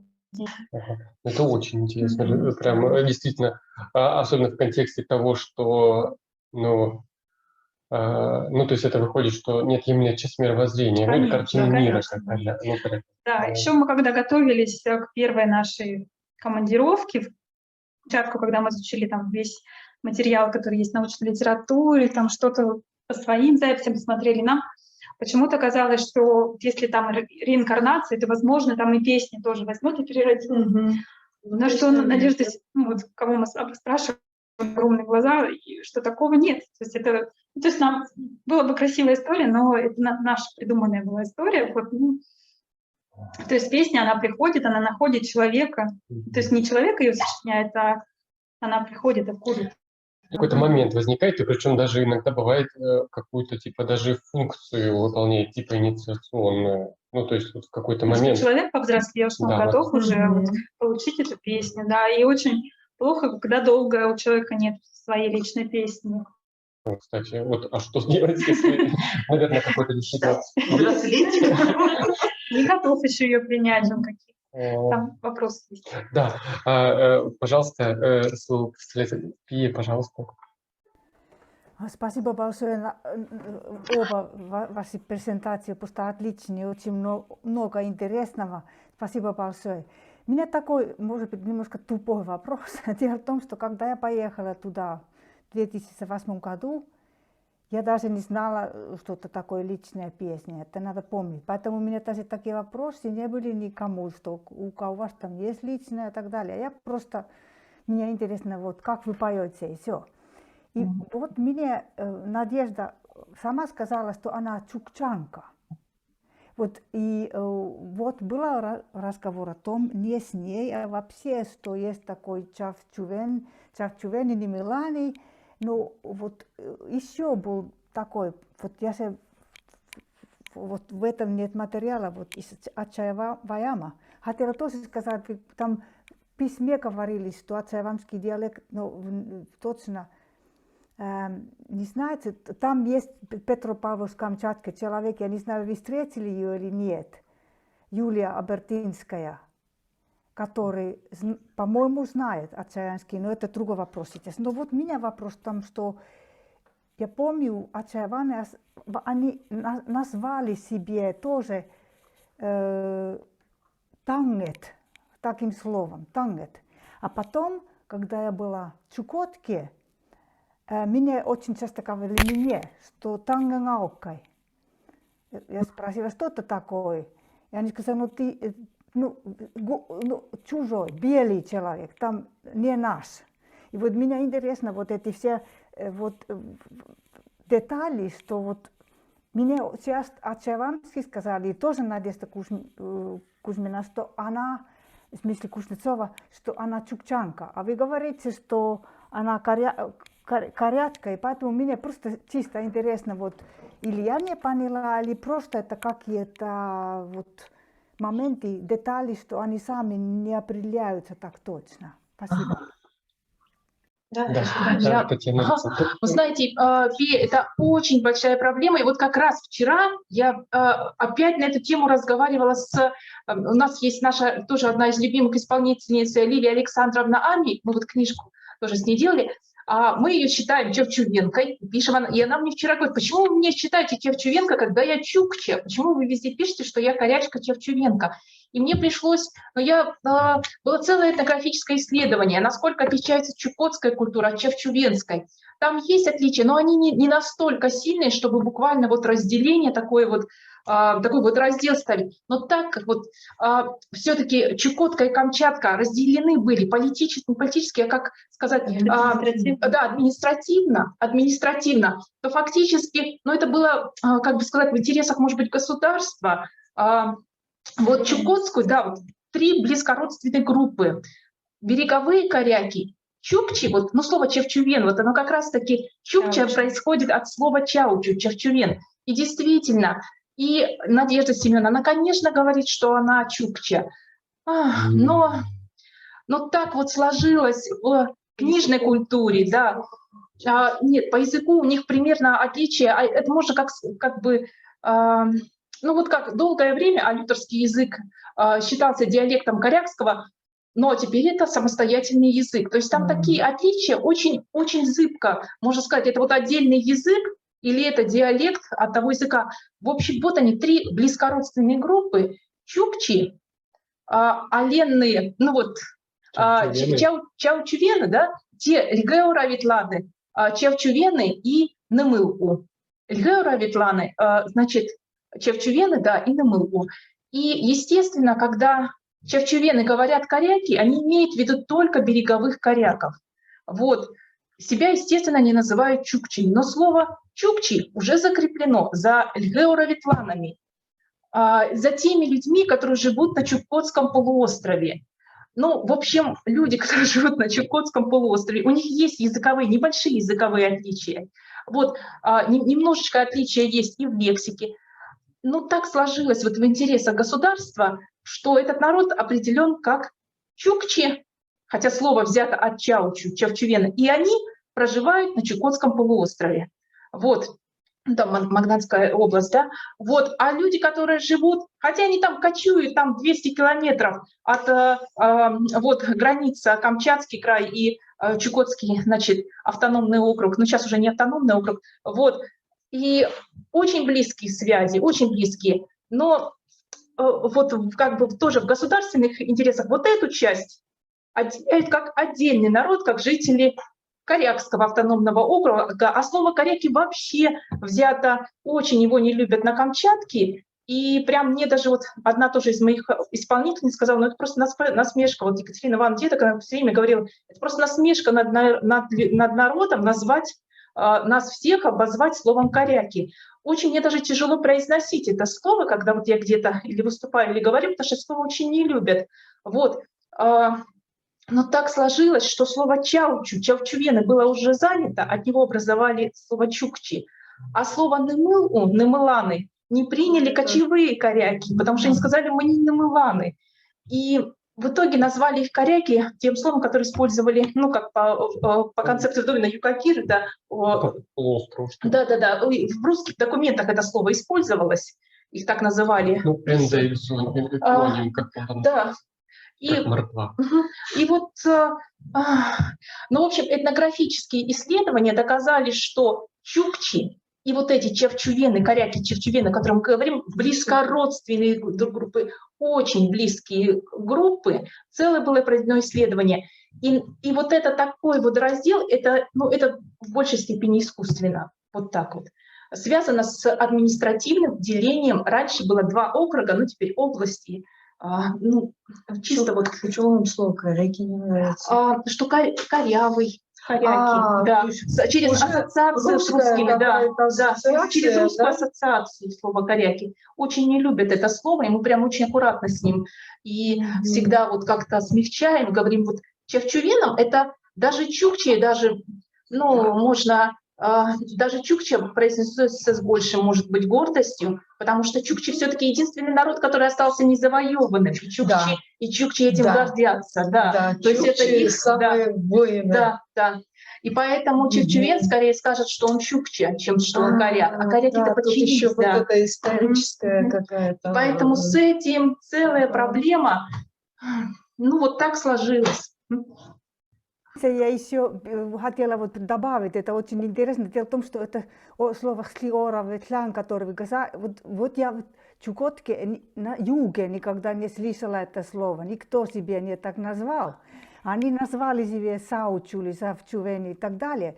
И особенно вот в селах Ваеги, где вот Ваеги, там Маркова, где были другие, но там даже меня хотели взять Аянку на там, этом самом, там кто-то уездил и взяли, давайте поехали, сказали, ну это меня не так просто. Но вот это то, что были связи, и тоже вот еще особенно в Хатирке, которое самое южное село Чукотки, там я встретила в Ваегах, но они все бабушки были, ну, 22-27 года, которые родились и жили в свое время в Хатирском тундре. Я рассказывала про эти времена, когда были коллективизация, вот эти все бабушки. И мне вот чисто музыкально, вот, и вот эта связь как похож на именно отцеевамские вот эти мелодии, это стиль.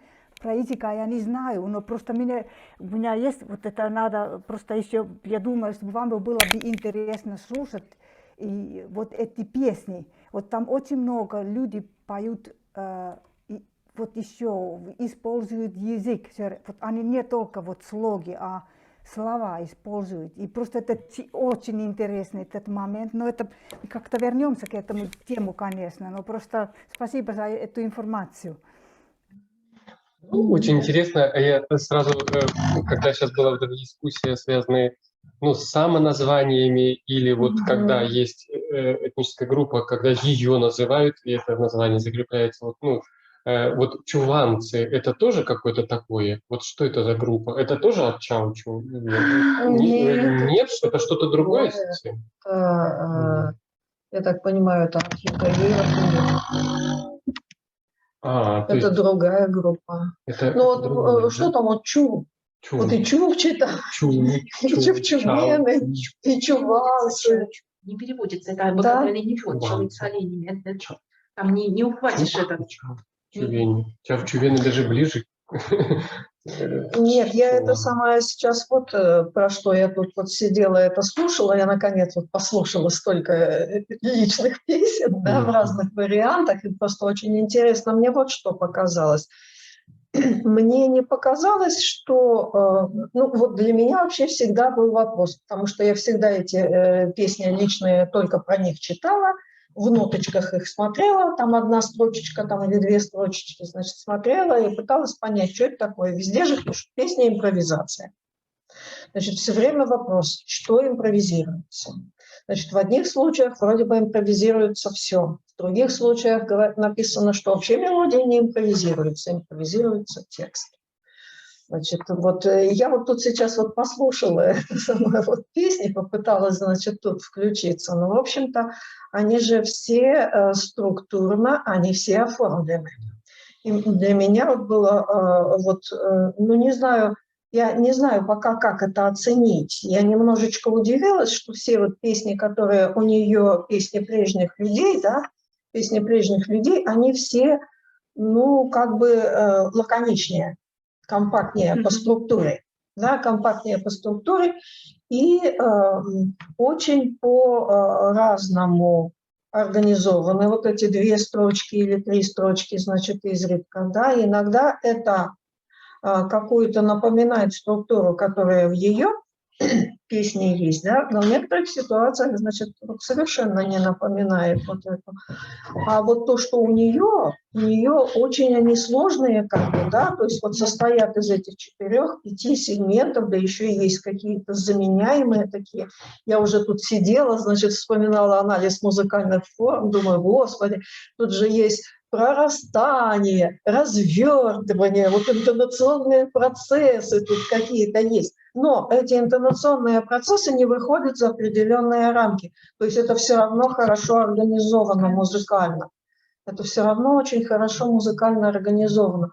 Но вот почему у нее такая многосоставная строфа получилась, а вот не такая, какие вот эти вот прежние. Нет ли вот тут чего-то такого, что когда этот напев уходит в разряд прежних, как тезис он становится немного это самое. То есть в чем дело? Или это вот какое-то историческое развитие, или это ее индивидуальное свойство и качество, да, что вот для нее вот такие именно вот такой вот напев. То есть почему вот ей личная песня вот пришла именно такая, более сложная? Мне кажется, здесь мы будем только, конечно, угадывать, почему эти причины. Мы достоверно, наверное, мы не сможем сказать, но мое личное мнение в том, что все-таки долгое время влияние, там, не знаю, советских всех наших реалий, интернатов и так далее, удаленность детей от прежних поколений, от бабушек, от дедушек, проживание там, не знаю, сколько они в этих интернатах были, только на каникулах были со своими родственниками. И то, что она получила песню только в 2006 году, да, после этого ужасного землетрясения, то есть ей на тот момент было уже сколько? Много. 49-го года, да, 2006. То есть она уже в таком возрасте. Обычно я думаю, что в те времена это, конечно, происходило все раньше, потому что это взросление, да, человека, то есть, во сколько лет это происходит? Всех по-разному, но это гораздо раньше, чем у нее это произошло. То есть получается то, что вот у нее в 50 с лишним лет эта песня пришла, да, то есть другой опыт вообще слуховой и возрастной. А тогда предыдущих своих родственников-то она песни знала до своей личной. Да, она знала, но не... Выходит, что в первую очередь она знала песни там своих родственников. Да, там, она знала, дяди. Она говорила, что они у меня не получались, я их не могла никак запомнить. То есть, они стали запоминаться ей только вот после своей Когда песни, она обрела свою песню, да? То есть одновременно, как бы, получается, она обрела свою песню и научилась, ну, или вспомнила, научился воспроизводить Ну, песню. еще я думаю, что приоритеты вообще у человека были совсем другие. То есть, когда, ну, то есть она работала уже в самодеятельности, да, многие годы, то есть там совсем другая традиция была, как бы главенствующая, да, для нее. И, может быть, не так ценились эти песни, ну, корякские, да, вот, которые своей семьи там или что-то. А тут, может быть, какой-то переломный момент произошел именно, ну, в собственном мировоззрении. То есть и поворот вот в сторону традиционного вот этого, традиционной жизни. Ну, в принципе, это что-то объясняет, да, что вот у нее слуховой багаж был, конечно, к этому возрасту уже очень другой, да, то есть ей пришла эта песня, ну, не так, как вот ее всем предшественникам, да, которые в традиционном, в основном вот таком укладе жизни возрастали, да, у нее вот это уже было другое, и поэтому вот действительно для этого вот уголка, да, вот северо-восток, вот этот вот, да, там очень важны вот именно, наверное, вот эти все-таки какие-то вот моменты, когда на каком-то этапе начинают вот эти взаимосвязи с пришлым русским населением работать. Вот что, значит, про чуванцев, значит, вспоминал, ну, вот как говорят, да, что чуванцы – это обрусевшие юркагиры. Да, то есть вот они уже фактически это самое и утратили какие-то, вот, ну что-то утратили, а с другой стороны, вот даже вот сейчас вот там вот тихонько сидит Саша Яковлева, да, которая занимается сейчас эпосом русских, вот этого региона, да, этого региона, и в частности там у нее, значит, марковцы, у нее русское устье, у нее колымчане, да, колымчане, и мелодии, вот в некоторых случаях, но я их русскими вообще назвать не очень-то могу, хотя вот тексты вроде бы русские, да, все это, значит, вот так вот идет, а вот что, и у нас вот стоит такая проблема искать какие-то посредствующие звенья, почему я вот очень заинтересовалась личными песнями, потому что, ну вот, непонятно же до сих пор, вот по большому счету, а что такое андельщина? Как? Что такое андельщина? Андельщина. Да, вот эти вот песни, которые вот поются вот там, они поются русскими якобы, они поются на русском языке, но если это и еще Гиппиус, когда он впервые услышал звучание этих андельщин, он, с одной стороны, значит, сказал, что это северный пуантилизм, именно имея в виду, что вот с точки зрения логики русской мелодии, она нелогичная. Вот она вот этот вот фрагментик, вот этот фрагментик, вот этот фрагментик, и очень большой, значит, там до, не знаю, кварту через октаву, диапазон такой, значит, это самое, вот очень большой. И вот, а с другой стороны, вроде бы как пишут и про то, что здесь вот как бы соединение идет каких-то элементов, идущих от русской, например, лирической песни, да, потому что вот мелодия такая протяжная и большая, но ну вот надо найти вот такие лирические русские песни, чтобы там было больше октавы, такой диапазон был в одном голосе, да, что это сольная такая вот традиция преимущества. А главное, когда я вот тексты эти читала, да, там какой-то юноша, ну, про свою девушку, или девушка, значит, поет про то, как она там вот что-то делает, какие-то события, да, ну, то есть вот это в некоторых ситуациях вот с теми личными песнями, которые имеют тексты, вот какие-то есть схождения, чисто тематические есть схождения. И вот поэтому вот мне интересно, что именно привело, какой именно, ну, лирический жанр. Это вот понятно, что это лирическая, как бы, вот эта песенная традиция лирическая. А что именно вот привело к созданию вот этого какого-то симбиоза очень интересного, вот это непонятно. Но самое главное, что вот мы сейчас какие-то вот черты этой андельщины, и вот в эпических напевах наблюдаем. Они тоже выстроены не так, как северно-русские эпические напевы, которые вроде бы как сюда попали. Да? То есть вот здесь вот эти вот моменты присутствуют. Почему вот мы тоже вот сейчас как бы заинтересованы вот в развитии и в поисках вот каких-то вот новых разных вот этих вот материалов, никогда в жизни не думала, что мне это станет как бы такой необходимостью какой-то для того, чтобы понять это. Да, да, пожалуйста, Пия, пожалуйста, вы руку. Да, вот это интересно, вот именно вот это, что хотела об этом, что это импровизация или что-то такое. И вот как, допустим, Надежда в этом случае не могла петь раньше, хотя она знала эти песни. Я помню, вот я жила уже у нее 2 недели там в Корфе тогда. Я вот поехала, и сначала жила почти неделю, и потом еще как вернулась из Вивенки, я жила у нее, пока метель не остановилась. И я помню, что она сначала ничего мне не сказала, что у нее есть песни. Ничего. А после того, как я уже стала вот там собирать, она мне вдруг сказала, у меня тоже есть. Но она как-то вот ощущение было такое, что это было не так просто ей петь, не то, что не просто петь, а кому-то петь.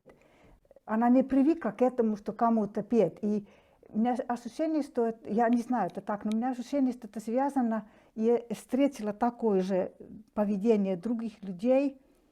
Вот она же не такая уж старая была, когда мы встретились, что люди, которые вот связаны тесно тундровой жизнью, и жили там, не только родились там где-то, вот как камчатки говорят, табуне, а вот и жили там, им или если люди старше, вот люди, которые привыкли все время петь, вот 20-30-х годах людей, они поют, им это не так сложно. Когда человек чуть моложе, они жили совсем другой жизнью. И им, чтобы вернуться к этому, вот, что начинают вспоминать, что было раньше, это из-за этого они говорят именно, что песня родилась попозже. И тоже, что вот по поводу того, что это импровизация, не импровизация, вот это мое личное мнение, что это не настолько импровизация, это, там есть корни. Вот я слышала некоторые варианты, кто-то пел кого-то другого песни. Я слышала того оригинального человека и потом человека, который пел того человека песен. И они были довольно разные, но можно было слушать вот этот элемент, что это вот это того человека песни. Но человек в себе складывает тоже туда. Поэтому, когда человек поет песни предков, это все равно есть элемент этого человека сильный в этом тоже. И поэтому они как-то становятся более похожи на, допустим, ее песни. Это мое мнение. Может быть, они не поют так, как-то вот повторяют, имитируют точно. Но это тоже не то, что ну, это, конечно, что это такое импровизация, это можно тоже спросить. Но просто вот они, поэтому я не думаю, что они сами считают это импровизацией. Из-за этого. Это песни они называют. Да, Пия, мы как бы тут тоже соглашаемся потихонечку, каждый высказывается. На самом деле очень часто встречалось такие свидетельства, что младшие по возрасту люди в присутствии старших, они стеснялись просто петь. То есть, как бы, видимо, есть какой-то этап, когда вот человек доходит до возрастного какого-то, когда, может быть, есть угроза уже, что, ну, например, эта песня забудется или что-то, и тогда вот это вот новое поколение, оно вот подхватывает вот эти песни, начинает его транслировать следующим поколениям. Но пока вот еще сильны, да, вот эти старики, ну, или как вот старшее поколение, когда есть кому петь эти песни, действительно младшие только слушают. Хотя петь они могут и в одиночестве, то есть они на публике просто стесняются петь. Конечно, они могут знать эти песни, ну, себе или где-то там в тундре эти песни исполнять, да, пока там при езде на оленях очень долгих. Еще что хотела сказать?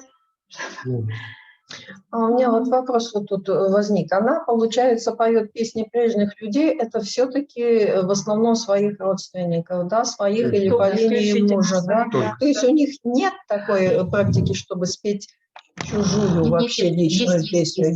Есть, Наталья Владимировна, просто был акцент здесь вот на исполнительнице, а вот Дарья Андреевна Мулина, вот, которая вот подарила как раз песни, она пела и родственников, и выведенцев, ну, 89 лет ей, она всех знала, там просто вот... То есть запрета нет. Хотя да, я бы сказала, что исполнять. утверждать так, что она поет песни вообще любых людей, я бы даже не стала, потому что, учитывая как бы возраст Дарьи Андреевны, что и мы не записывали ее родовое дерево, там эти люди из других сел, они запросто могли оказаться какими-то дальними родственниками, а вот двоюродные, троюродные для этого населения это довольно близкие. То есть это не так, как у нас там двоюродные, и дальше мы как-то уже и не знаем своих родственников, а это на самом деле это очень большой круг людей. И учитывая малую численность вообще коряков, в принципе, ну, утверждать, как бы, что это совсем какие-то люди незнакомые или не относящиеся к этой семье.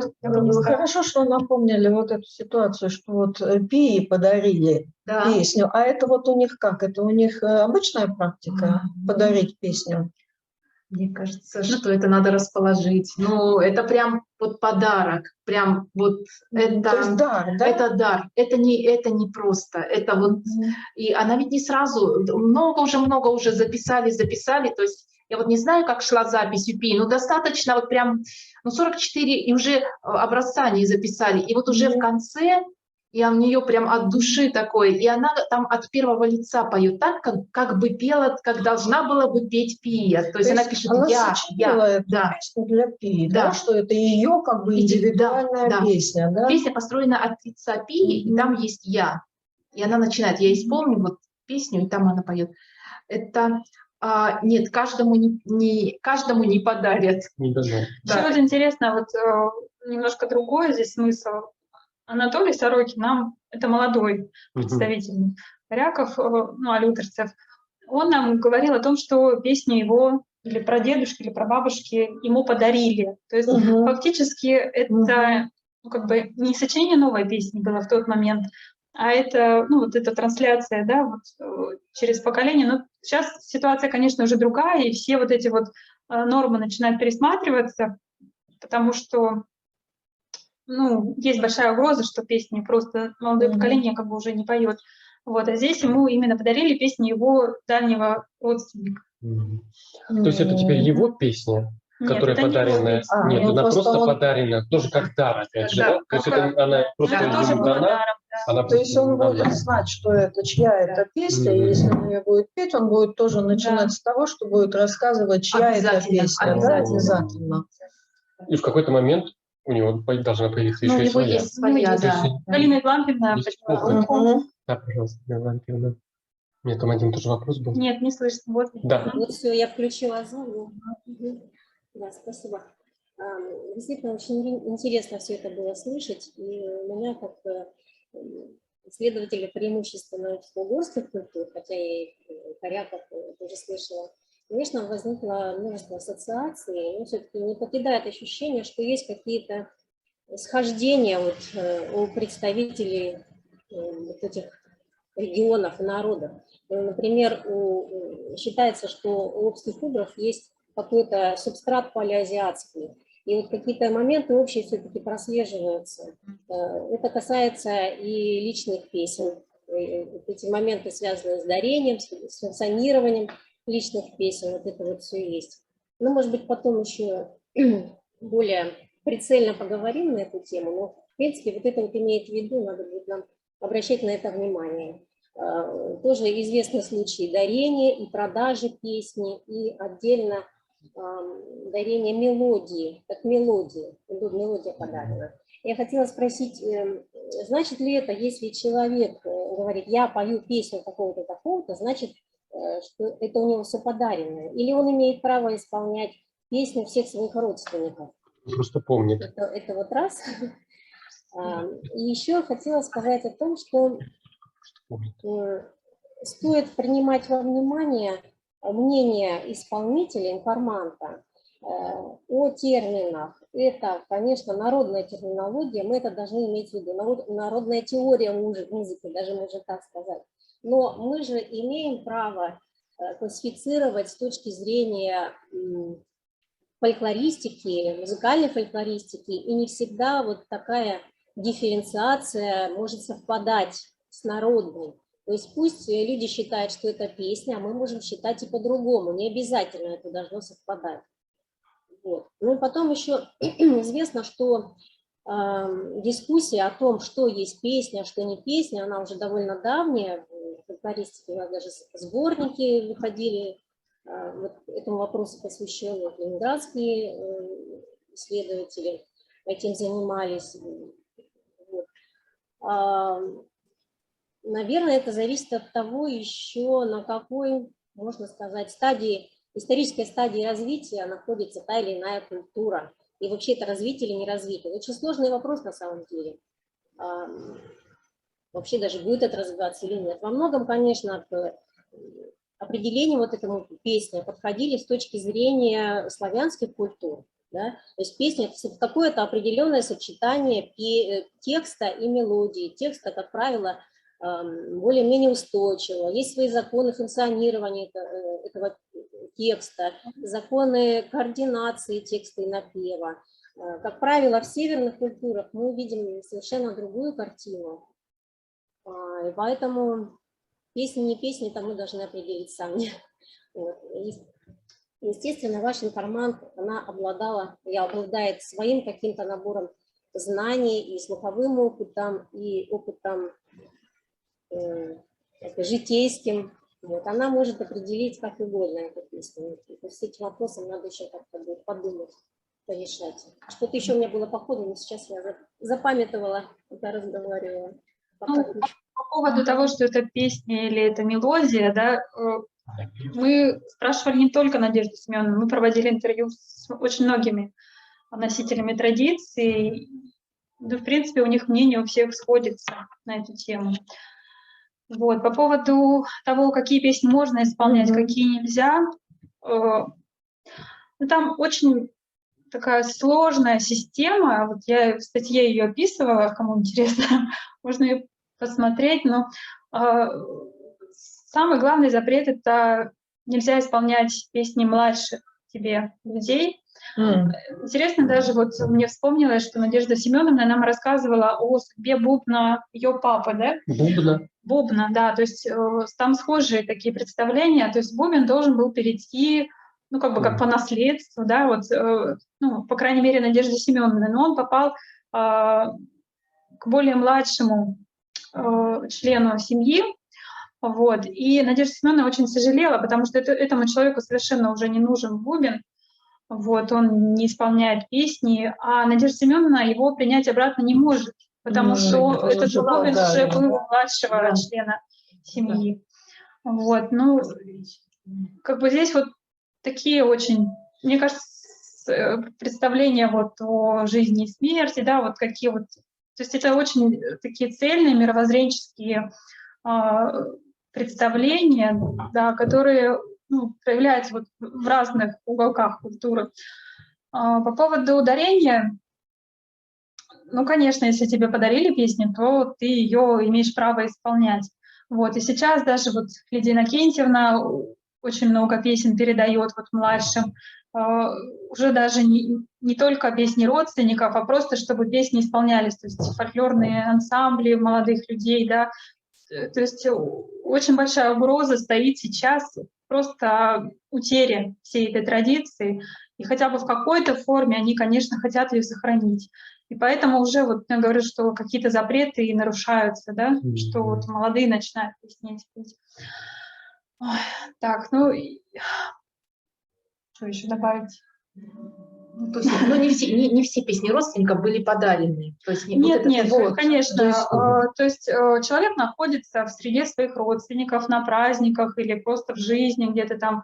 Кто-то нам рассказывал, что родители пели свои личные песни в качестве колыбельных песен или даже в качестве таких побудок, что ли, да, то есть утренняя песня она называла. То есть когда там папа вставал, он делал там готовил что-то, еду какую-то, ну, не еду, наверное, костер, ну, Да, что-то, да, бытовые такие моменты. Он напевал эту песню, да, чтобы вот все детки просыпались. Вот, то есть... Это была его песня лично. Это его песня, да, то есть у него была утренняя, вечерняя песня. Одна и та же? Нет, разные. Поэтому и исполнительница начинает ее исполнять потом, ну, вот носительница, да, этой культуры. Это, ну, то есть не было факта самого дарения, но она в этом контексте росла, и она восприняла эту песню, и уже с течением времени она как бы чувствует себя вправе ее исполнять. Получается, Но что запрета не было для запрет, исполнения. четкий запрет только есть, вот на младших, да? четкий запрет есть, нельзя исполнять песню, если человек присутствует вот в окружении, есть например. Вот это запрет, да, есть, что в его присутствии нельзя петь его песню. Да, и обязательно нужно называть, да, если этого человека нет, да, вот окружение, ты исполняешь эту песню, то вот про старших тоже, я думаю, что в кругу старших людей, то есть если они могут эту песню исполнить, то это они, это их право исполнять эту песню.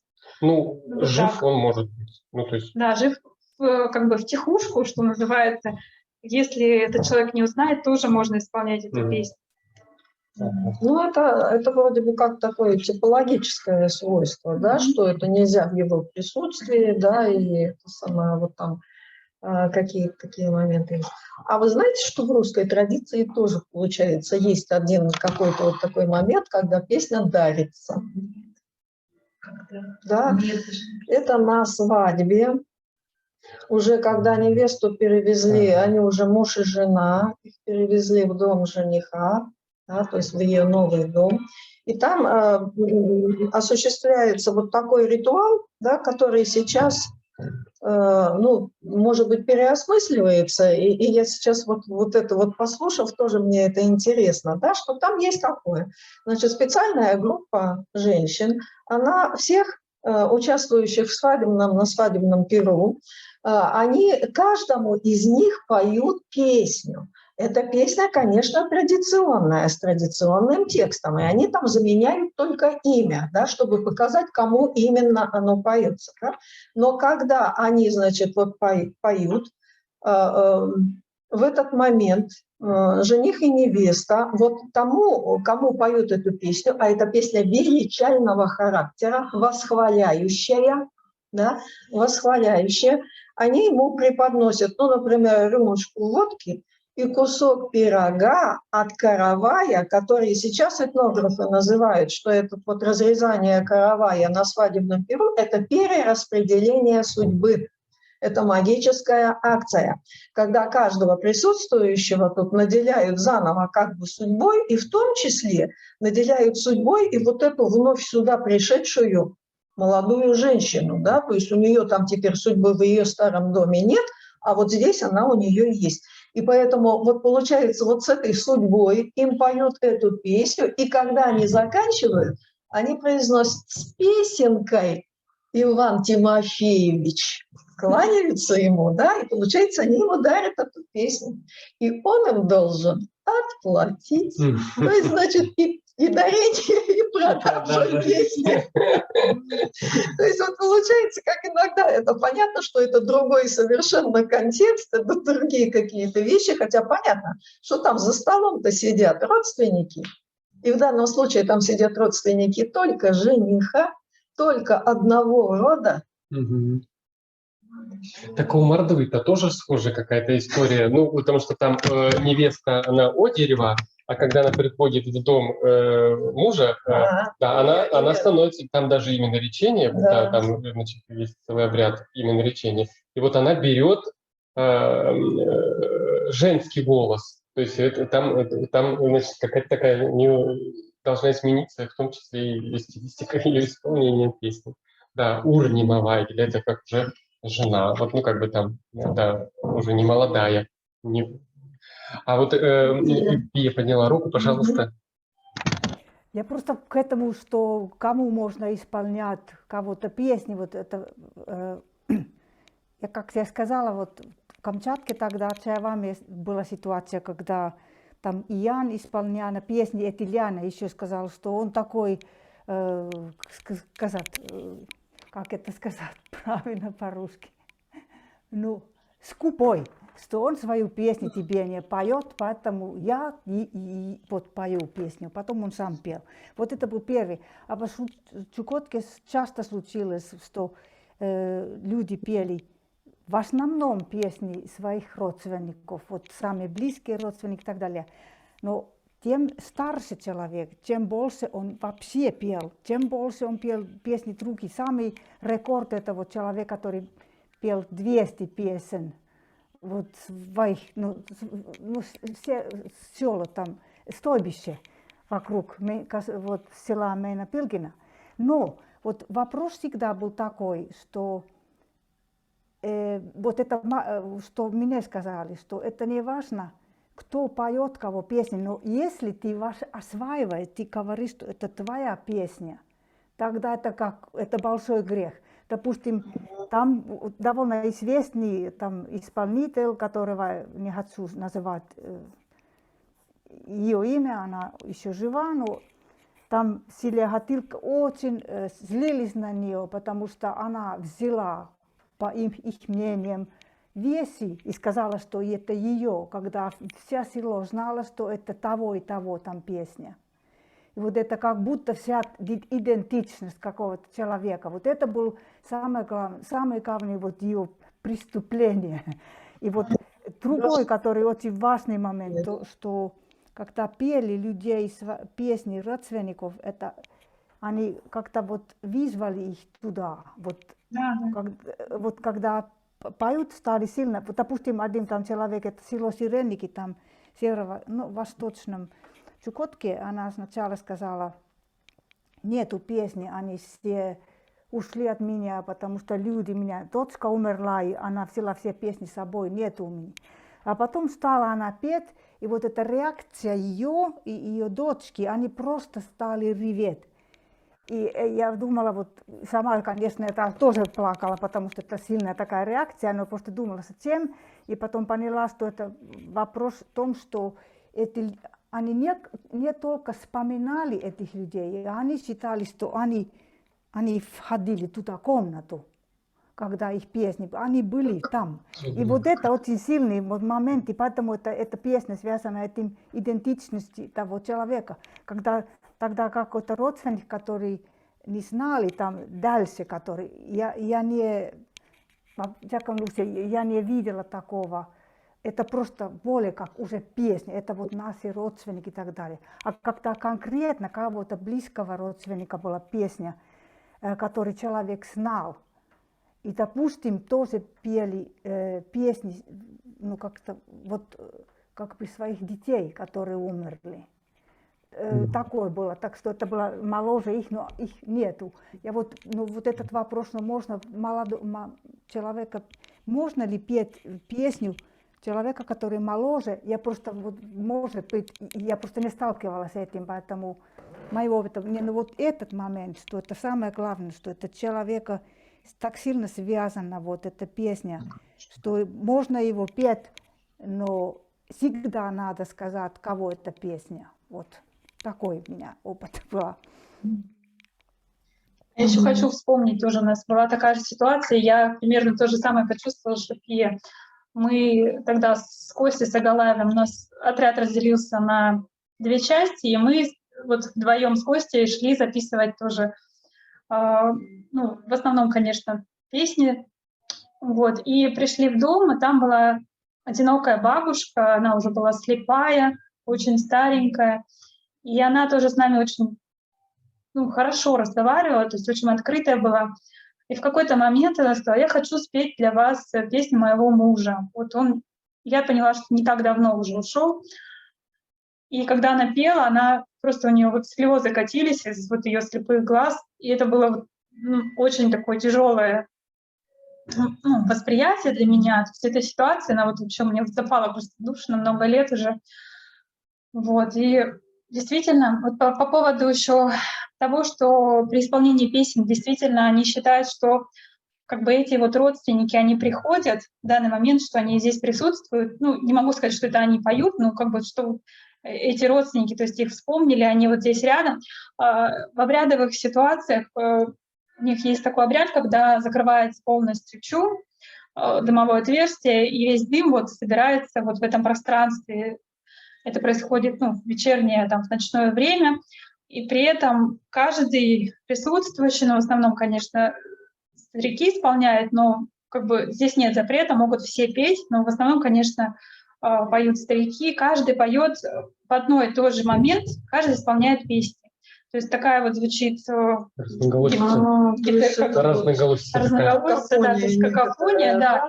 И это действительно такой очень мощный обрядовый какой-то момент, что приходят в этот момент все родственники, они приходят какие-то видения, что-то вот важные какие-то им события, новости, да, новости, предупреждения, о каких-то несчастьях могут прийти там или еще что-то, то есть какие-то вот такие коммуникационные вот функция именно этого мира, да, и мира предков здесь происходит, поэтому, да, вот это такой момент действительно есть, нам об этом рассказывали. Ну или в мухоморном опьянении, это опять же вот это общение с мирами, опять через песню. То есть не просто вот он намухоморился и сидит, да, там что-то там, он обязательно поет, при этом какие-то песни, ему приходят какие-то видения, он что-то там как-то переживает, вот эту всю ситуацию. И очень ведь внимательно к этим всем видениям относится население. То есть здесь нет такого, что это бред какой-то, да, там или что-то такое. То есть это на самом деле могут быть какие-то очень такие ключевые новости, да, с того света. То есть это песня как некий проводник. Да, песня как некий проводник. Песня как некий проводник. Абсолютно так. Абсолютно. Поэтому хотя это может быть и не так, хотя может просто песня исполняться на сцене. В каких-то она приобретает вот такую еще функцию, да, то есть где-то она вот там, не знаю, как просто вот воспоминание, поминовение, да, вот в процессе музицирования, а вот иногда вот в этот вот ритуал вообще нечто такое, наверное, в какой-то очень серьезной ситуации это вот. Потом вот на праздниках, например, я описывала там вот праздник Пыгыт, зимнего забоя оленей, там опять же, то есть после всех вот этих жертвоприношений, какое-то там, такое пиршество, да, организуется, и там вообще на протяжении всего этого, вот видео, кто-то поет чьи-то песни, то есть сидит какая-то бабушка там, постоянно вот как в трансовом состоянии, она эти песни через себя пропускает, потом может что-то другое подключиться, также петь. То есть это своеобразное призывание вот предков, да, вот на это вот торжество. То есть может быть какая-то помощь предков, что-то, вот какой-то вот такой смысл, магический или какой, как его назвать, да, здесь тоже имеет место. Ну да, все указывают на то, что это не просто там она в какие-то магические ситуации включается, может включиться песня, приобрести особый еще дополнительный смысл. А я думаю, что может быть это даже, не знаю, вот мы же не знаем, в какие это уходят глубины веков, да, и вообще почему возникла вот такая вот практика, да, простите, это вообще как как какой-то знак, как наш современный там паспорт или что-то еще такое, да, то есть это вот мы, а тогда это вот была вот такая идентификация человека, да, то есть когда она возникла.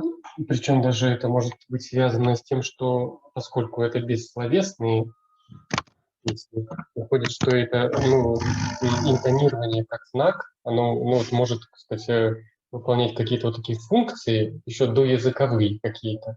Вот когда язык формируется, если вот говорить о каких-то архаических временах, то есть кто знает, кто занимается этими вопросами. Вот, то есть, судя по всему, если тут много набирается каких-то функций на эти песни, а они бессловесные и архаичные, то приходится в голову мысль о том, что есть какие-то вот доязыковые формы, которые, может быть, уже существовали, а потом появлялся какой-то текст. Но это, что называется, гипотетично, да.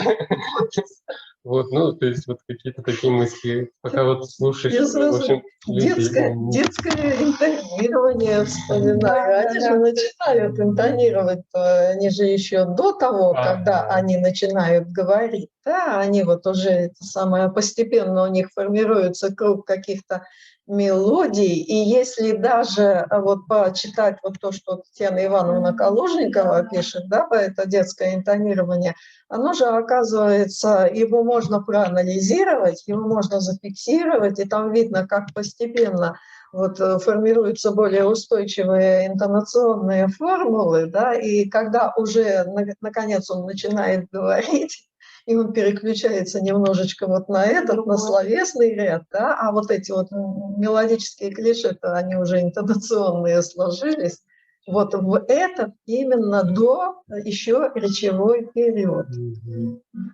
Да, ну вот здесь я не знаю, как вот с этим быть, да, потому что, с одной стороны, если помните, вот в каких-то своих статьях 70-х годов, помните, Земцовский писал про то, что ну, зафиксированы были некоторые традиции, в которых, ну, как бы вот в одном населенном пункте, где он был такой довольно родовой общины, там присутствовал вообще один только напев.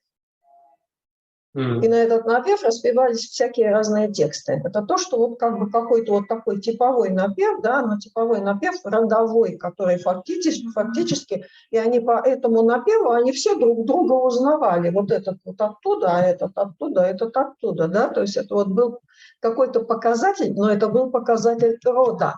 А это-то показатель индивидуальной личности, да, индивидуального человека. Вот что интересно, да, и что вот это вот его, что-то соединенное с ним вместе. Значит, это уже период, когда индивидуализируется личность, сознание, когда индивидуализируется. И интересно, что это вот, ну, Надежда Семеновна соотносится с тем, что она так объясняет становление. Ведь я пока слушал, вспомнил, в последний момент хочу сказать, вот есть же какие-то культуры, которые при рождении получают личную песню. Вот, ну да, вот что-то можете сказать? Потому что я имею в виду, вот если, например, вот по рассказам Надежды Семеновны, и это отражает какую-то картину, ну, локальной вот той традиции, когда она может появиться позже. Вот. А вот бывают же вот, какие-то традиции другие, региональные, где есть немножко другой принцип появления. Ну, вообще про другие традиции не скажу, скажу только про нашу традицию. По поводу песен, вот есть у Игоря Аркадьевича Бродского, даже в энциклопедии, такое замечание, что личная песня, как бы есть три личные песни. Человек, который в детстве он получает, который вот в зрелом возрасте, и предсмертная песня. Но нам на своем материале, вот здесь бесед с информантами, вот именно в таком виде, как бы никто об этом не говорит, существуют детские песни, которые родители поют своим маленьким детям. Действительно, там есть закрепленность, то есть можно говорить о том, что это, ну, я что-то не знаю, как они называют, куликовые или как-то по-другому, по-моему, по-другому. То есть мне кажется, что это какой-то особый даже жанр. То есть это не совсем вот та личная песня, про которую мы сегодня говорили. Ну, там подмечаются какие-то особенности повадки, походки, например, этого ребенка, или какие-то ну, не баюкальные, как шуточные, да, какие-то. Ну, то есть языком этой песни с ребенком могут общаться, ну, все родственники. То есть все знают, что вот эта песня принадлежит этому ребенку, и вот так они, значит, с этим ребенком, ну, улюлюкаются, так сказать, да. Вот. По поводу предсмертных песен нам говорили, что вообще нельзя петь там на эту тему, как бы о своих предчувствиях высказываться, даже потому что какой-то был рассказ, что, ну, то есть дедушки уже, значит, тоже какие-то такие мысли начали возникать об уходе, и он что-то такое начал говорить, а потом передумал, да, что-то. И потом беда случилась с его сыновьями. То есть, ну, запрещено вот, вообще об этом думать. Лучше как бы, да. Сакральная сфера такая. Сакральная сфера. Ну, вот у нас такое видение, по крайней мере. Ну, чтобы изучить вот эти детские песенки, материала у нас недостаточно, то есть буквально одну или две, может быть, только песенки. Ну вот я поняла из тех ситуаций, когда вот действительно есть детская песня, которую дарят ребенку, до тех пор, пока он сам не сочинит свою песню. А свою песню он вроде бы как может сочинить. Нет, уже вот эти детские песенки, они исполняются для совсем маленьких деток, которые там только начинают ходить, допустим, ну, может быть, и раньше, да, то есть это вот какой-то младенческий период. ну, не знаю, вот до скольки лет они это исполняют, но точно не до 18 или не до 20. То есть это Ну, вот то есть именно вот это у них. Но я Да. думаю, что в более ранние времена они вот и эту взрослую песню они получали гораздо раньше. Гораздо раньше получали. Да. Вот я подняла руку, пожалуйста.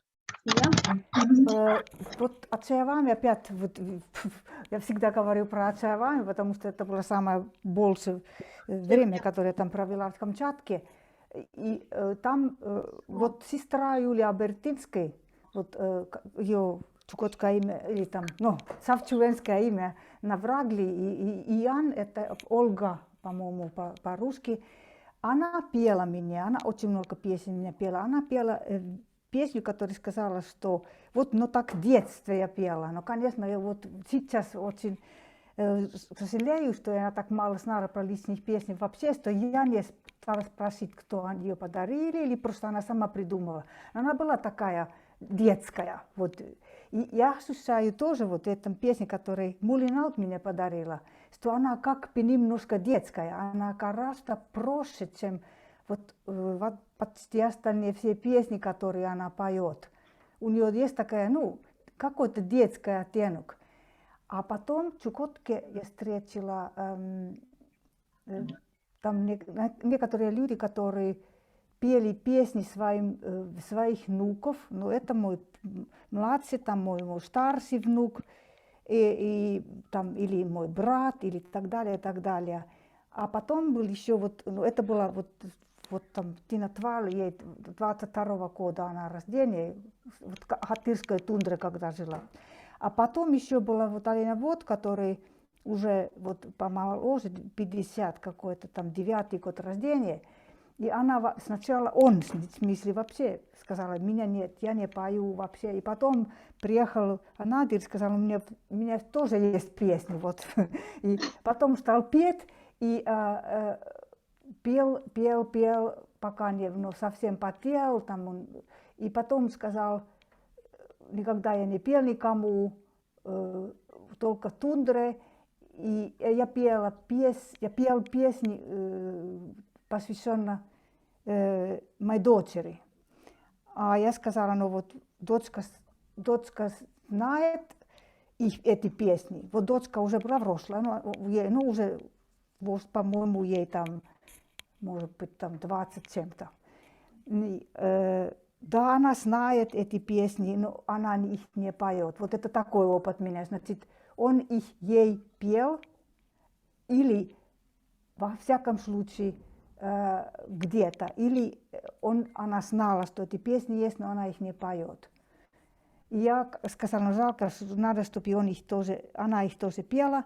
Вот это, потому что хотела разделить эту информацию с вами, что такая ситуация, что именно вот они очень часто говорили, что подарят в детстве, но я никого не слышала, что сказала, что вот так, вот эта песня, которую меня подарили в детстве, вот это так звучит. Только пели такие песни те люди, которые подарили кому-то, или вот такой.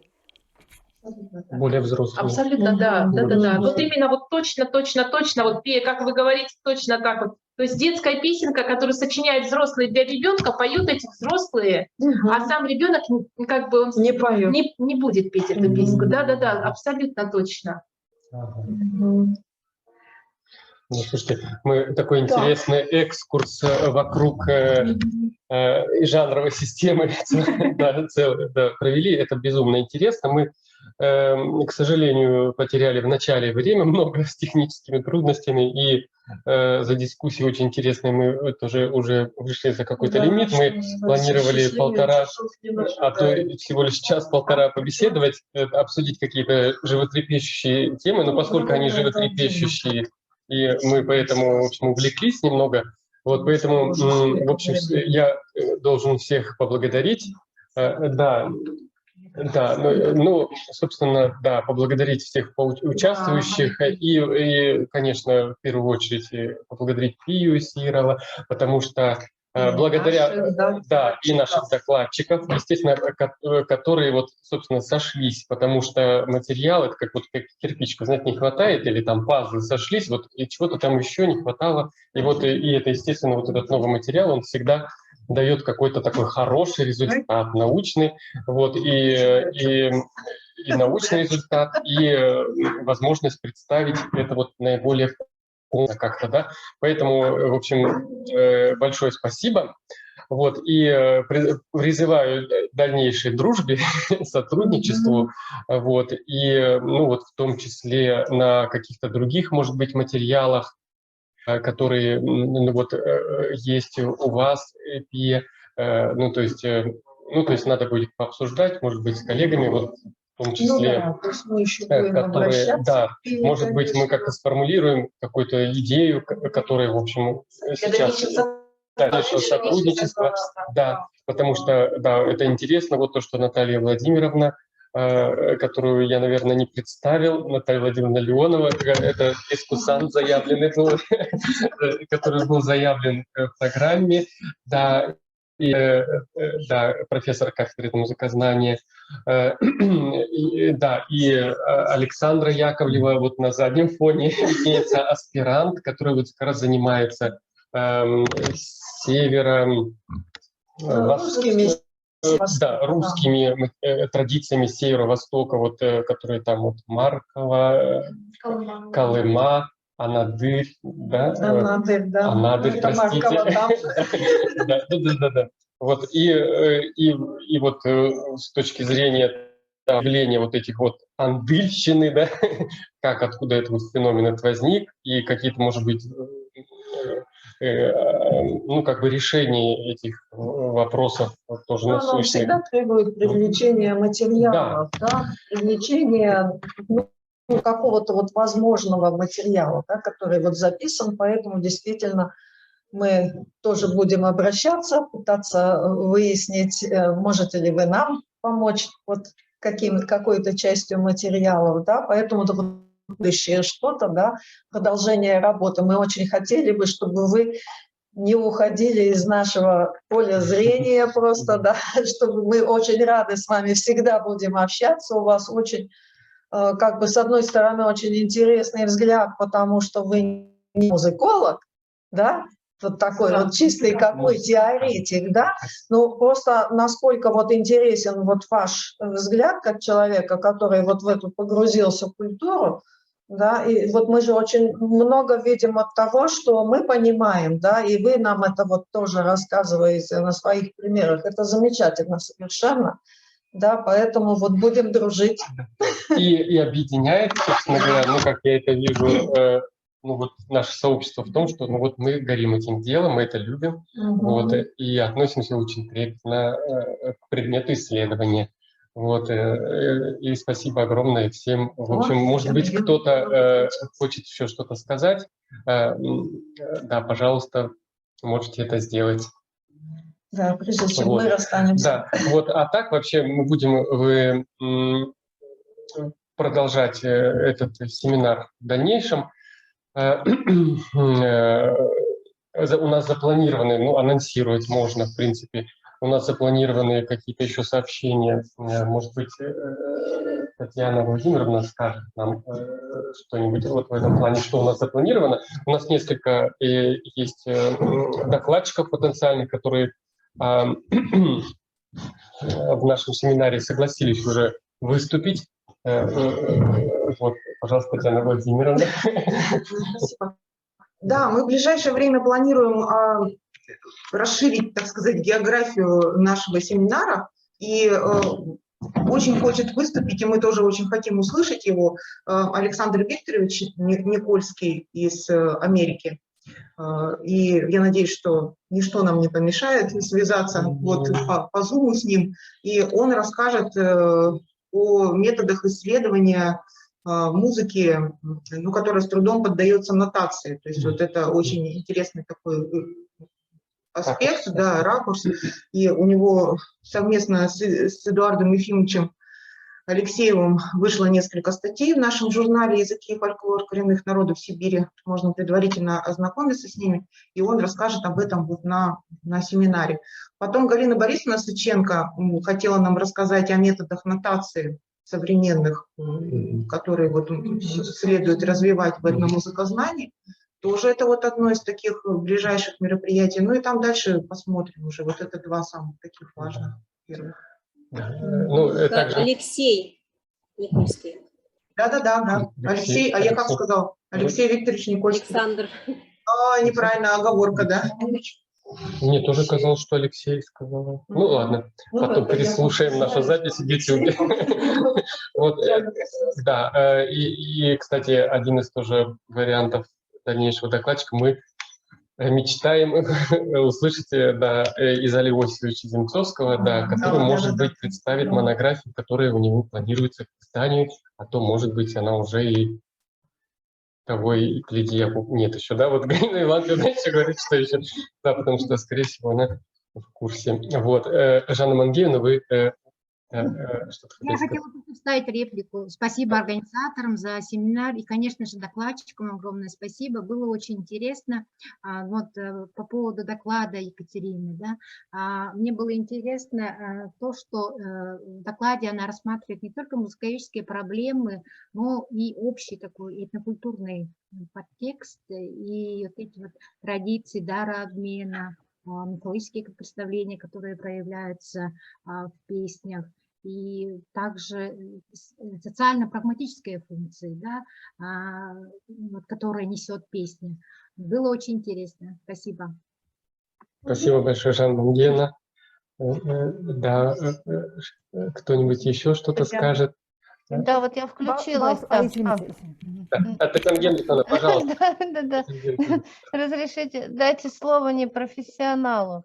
Вот, да. У меня сегодня отменились византийские нотации, вот поэтому я с большим удовольствием это время потратила на вас, моих любимых коллег. Ну, правда, очень интересные вещи.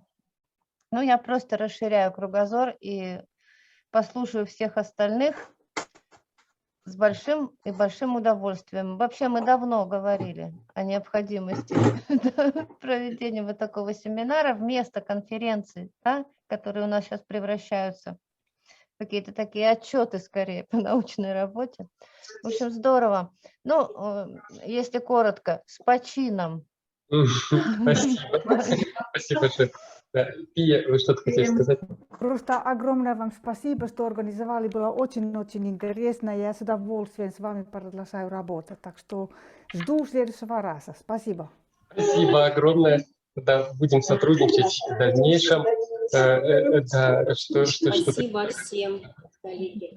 Спасибо, Пия. Да, очень радостно было всех видеть и пообщаться. И, как всегда, мало времени на обсуждение. Да, пока у нас получилось, что этномузыкологический аспект дальнейших докладчиков мы анонсировали, но мы также будем думать о том, что привлекать и лингвистов, и этнографов, в том числе мы размышляем о том, чтобы провести такой мастер-класс практический омского специалиста, фольклориста Натальи Константиновны Козловой, потому что очень интересные есть у нее предложения, которые нам всем и в теоретическом, и в практическом смысле могли бы быть интересны. Вот, ну, то есть, поэтому будем дальше работать. Ну, и все могут предлагать свои темы. Да, и, пожалуйста, да, вы можете предлагать, где нужно что обсудить. Мы готовы всегда, в общем, проникнуться этой тематикой и, в общем, поразмышлять на эту тему, и, может быть, даже и организовать семинар, и в дальнейшем, в общем, принять участие в обсуждении каких-то вопросов, пригласить экспертов для обсуждения на этой площадке каких-то насущных проблем.